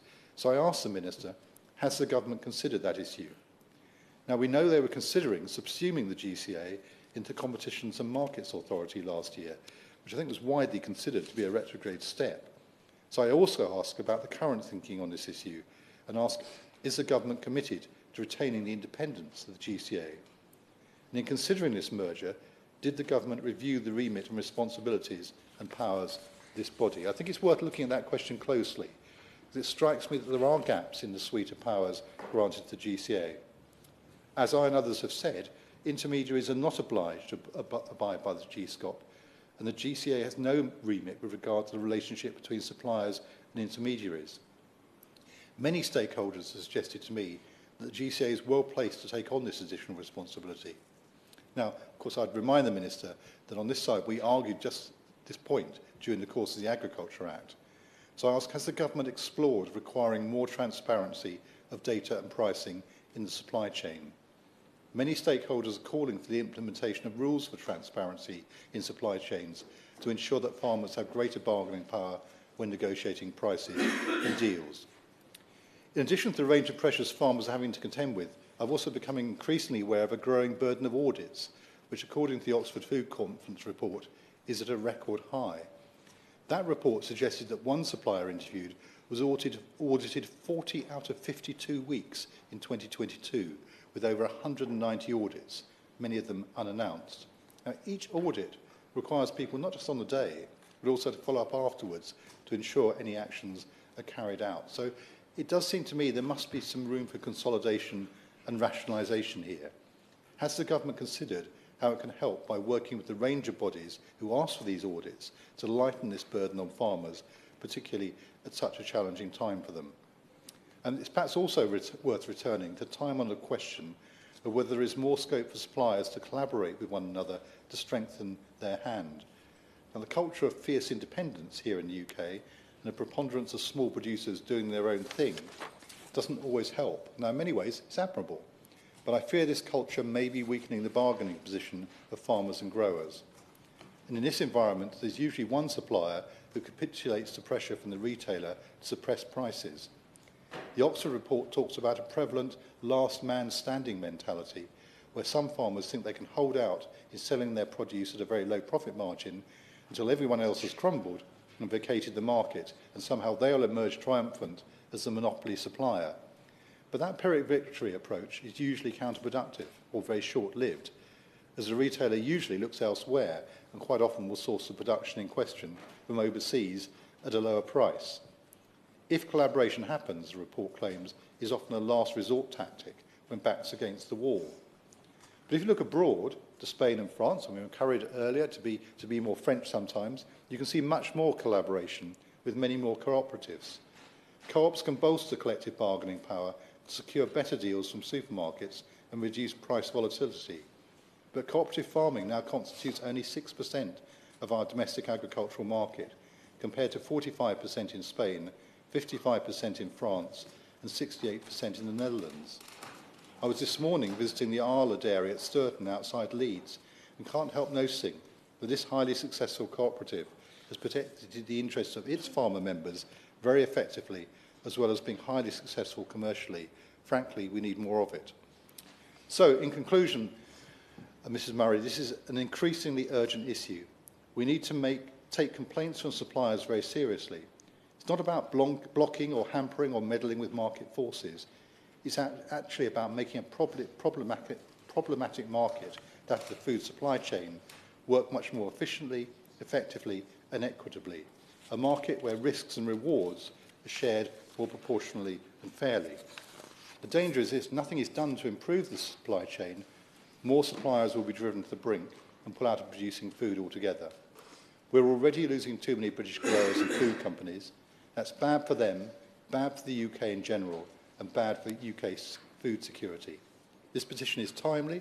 I thank the petitioners again, and Guy Singh Watson and Riverford Organics in particular, as they've raised a really important issue, which merits a strong response from the Minister today. Minister Mark Spencer. Thank you, Mrs. Murray. It's a pleasure to serve under your chairmanship. And can I first of all start by drawing members' attention to my declaration of interest as is registered in the official register. Can I also congratulate the member for Neath for leading this debate, and of course the petitioners for reaching the threshold for this important debate. I think it does demonstrate how many people signed that debate, that how high the people of the United Kingdom value their farmers and they want to see them getting a fair deal. It's also telling that I think the debate today has been well attended and has had quite a lot of cross-party consensus, and the contributions have been well informed. There's been a spectrum of information coming from members, and I think that's also demonstrates how important farming is to their constituents. The focus of the petition is to ask the government to amend the Grocery Supply Code of Practice to better protect farmers from unfair behaviour. And the government wants all farmers to receive a fair price for their products, and we are committed to tackling those contractual unfairnesses that we have seen in the agri-food supply chain.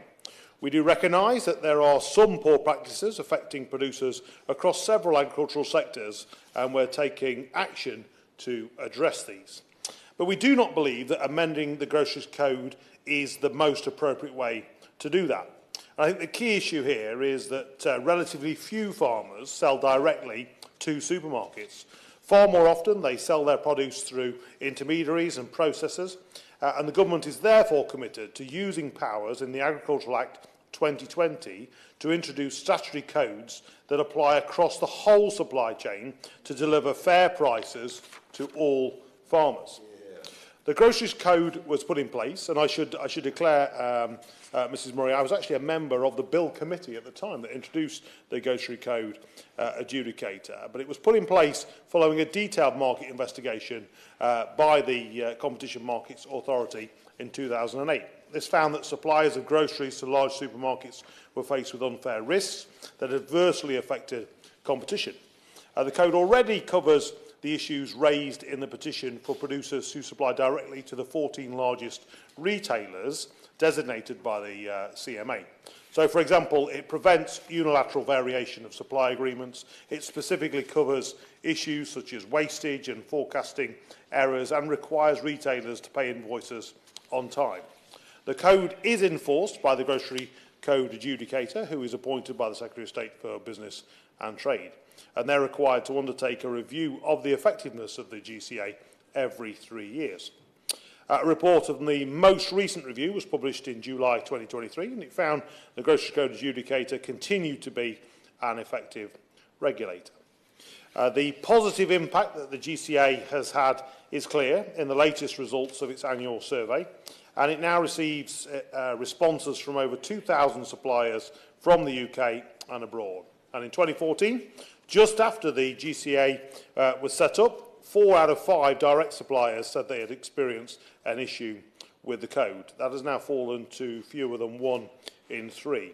And the issues are, they are of course concerning, that suppliers are letting them down in some cases, but those achievements have been delivered through the Grocery Code Adjudicator collaborative approach to regulation. And this involves gathering insight from a range of sources and working closely with a small number of regulated businesses to quickly change their behaviour. Now, of course, this does not mean that all unfair practices have been permanently stamped out, and we've heard examples today for where farmers have felt unfairly treated. This can be exacerbated by external factors like recent cost-price pressures. The government is aware that there are behaviours throughout the supply chain which are not covered by the GCA. And crucially, the code does not always reflect the indirect relationship that farmers have with those supermarkets. In 2016, in response to a call for evidence which explored the case to extend the GCA's remit, we highlighted our intention to target further interventions on a sector-by-sector basis. Now, as a result, we took powers in the Agricultural Act 2020 to enable the introduction of statutory codes of contractual practice to protect those farmers. These codes would apply to any business purchasing agricultural products directly from farmers. They'll provide greater certainty for farmers by ensuring that clear terms and conditions are set out in those contracts. And we intend to tailor these powers to those sectors that need them, acknowledging that the problems experienced by each sector do differ quite widely. So we must avoid introducing broad regulation that places burdens on sectors which may not require intervention, but we must make sure that we concentrate on those areas that do. Now, we carried out the first review in the dairy sector 2020, and it was clear from responses that a minimum framework of contractual standards was required to offer improved protections to those farmers. And we've worked very closely with industry to ensure that the regulations are tailored and are proportionate, providing the flexibility required in a global commodity market.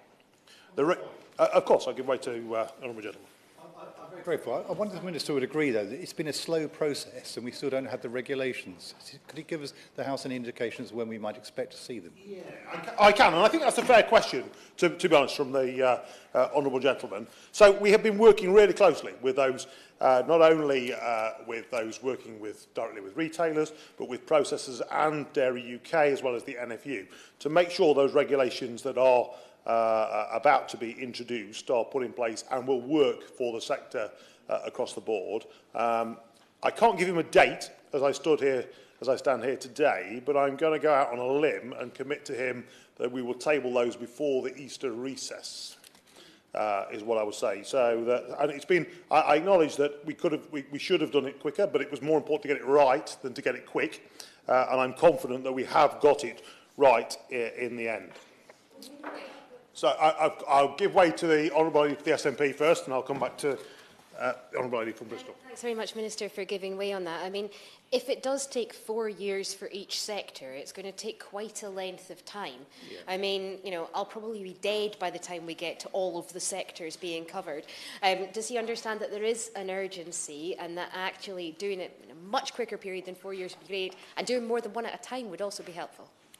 Yeah, so what I would say to the Honourable Lady is we've learned an awful lot from actually going through this process with the dairy sector. Of course, we've reviewed the pork sector, and some of the similarities are there and are evident, so we can do this much quicker if we find that evidence. She'll be aware that we've just concluded a review into the egg sector as well, and there is currently an ongoing investigation into the fresh produce sector, and I would encourage those who are working and farming within fresh produce to contribute to that call for evidence and to make sure that the government is informed as to some of the practices that they may have concern over, so that the government can consider it. I'll give way to the Honourable Lady.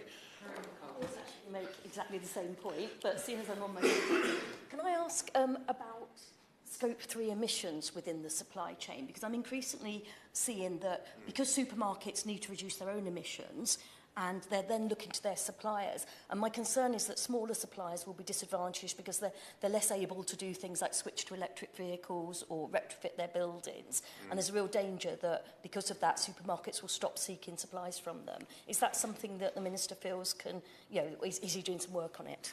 Yeah, so I can say it's slightly off topic for this debate today, but I can assure the Honourable Lady that we are doing quite a lot of work, again, working with major retailers and major producers across the sector, food production sector, to make sure that, number one, we understand the impact of any changes that we might make. Number two, I'm personally very concerned that I don't want the burden of that to fall on primary producers and any advantage that may come from some of those impacts to be taken by major retailers and processors, because I think the primary producer should benefit from the environmental improvements that they make within their own business. And I think it's really important that we do get that right. I'm also concerned about offshoring of carbon as well, and that we make sure that we take into account the if you like, the equation between what is produced here in the UK and what may be imported from abroad and the carbon footprint that they may have. So we're giving a lot of thought to that at this moment in time, and I know that she's committed in those areas, and I'm sure she'll have opportunity to contribute to that debate as we move forward. Now, we've worked really closely with the industry to ensure that the regulations are tailored and are proportionate and provide the flexibility required in a global commodity market. So those regulations will create a new enforcement regime, which we will appoint an adjudicator to oversee compliance for our sector-specific codes. They're undergoing final checks before their planned introduction to Parliament, as I say, hopefully before the Easter recess. In 2022, we followed our dairy review with a review of the pig supply chain, and we've published a summary of responses in 2023. We've committed to developing similar regulations to those being introduced in the dairy sector, to introduce new rules for supply contracts and to improve market transparency through better market reporting data.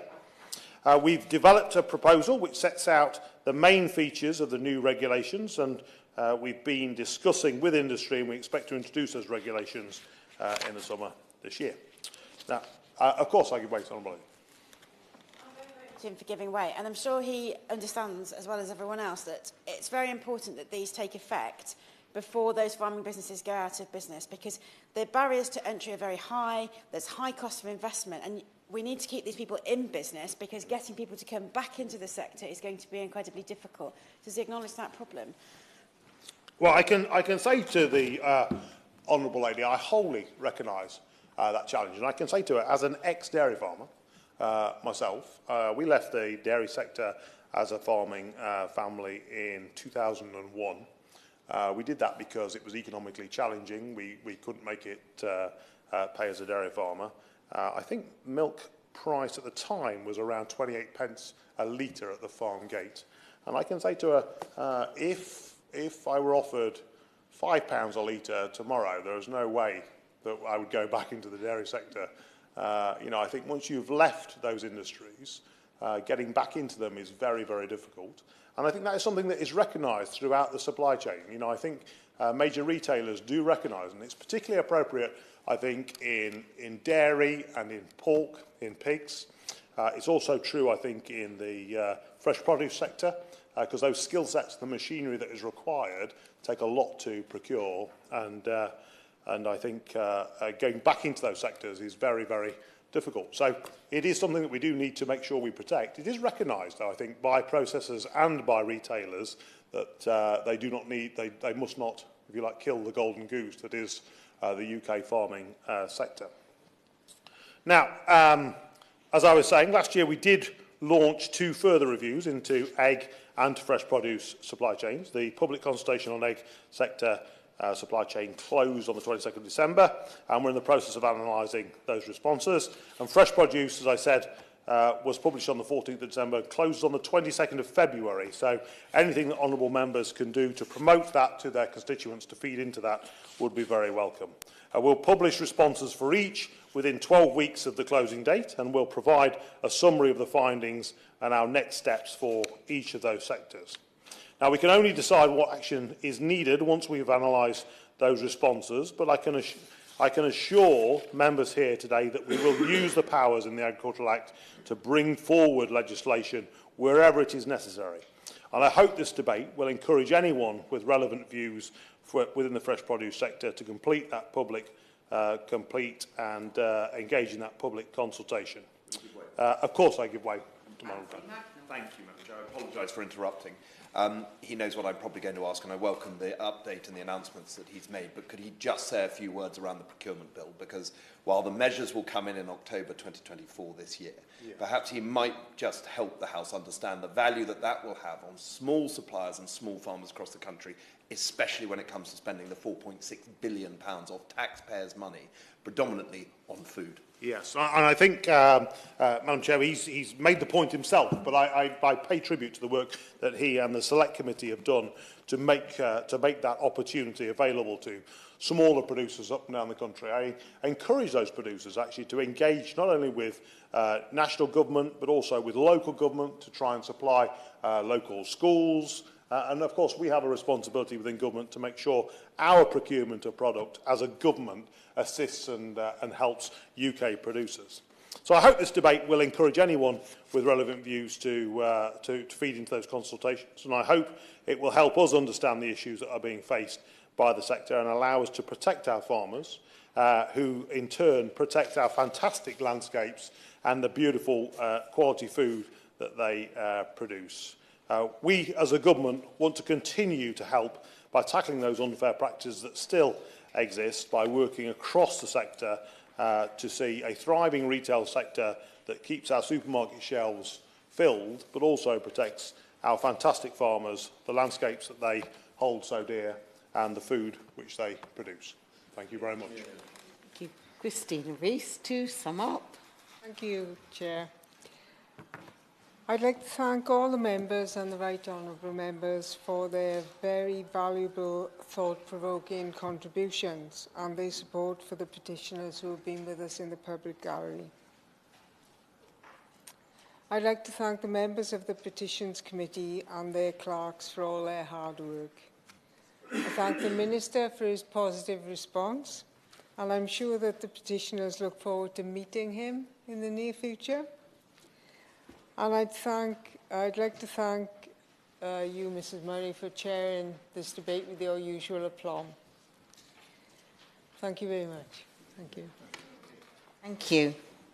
The question is that this House has considered E-petition 643216 relating to the Groceries Supply Code of Practice.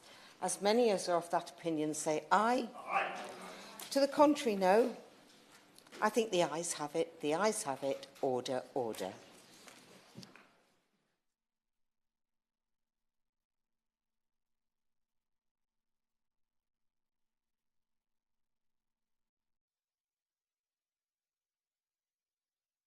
The proceeding has ended.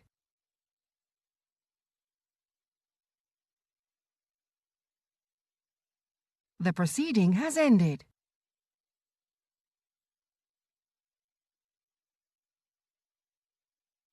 The proceeding has ended.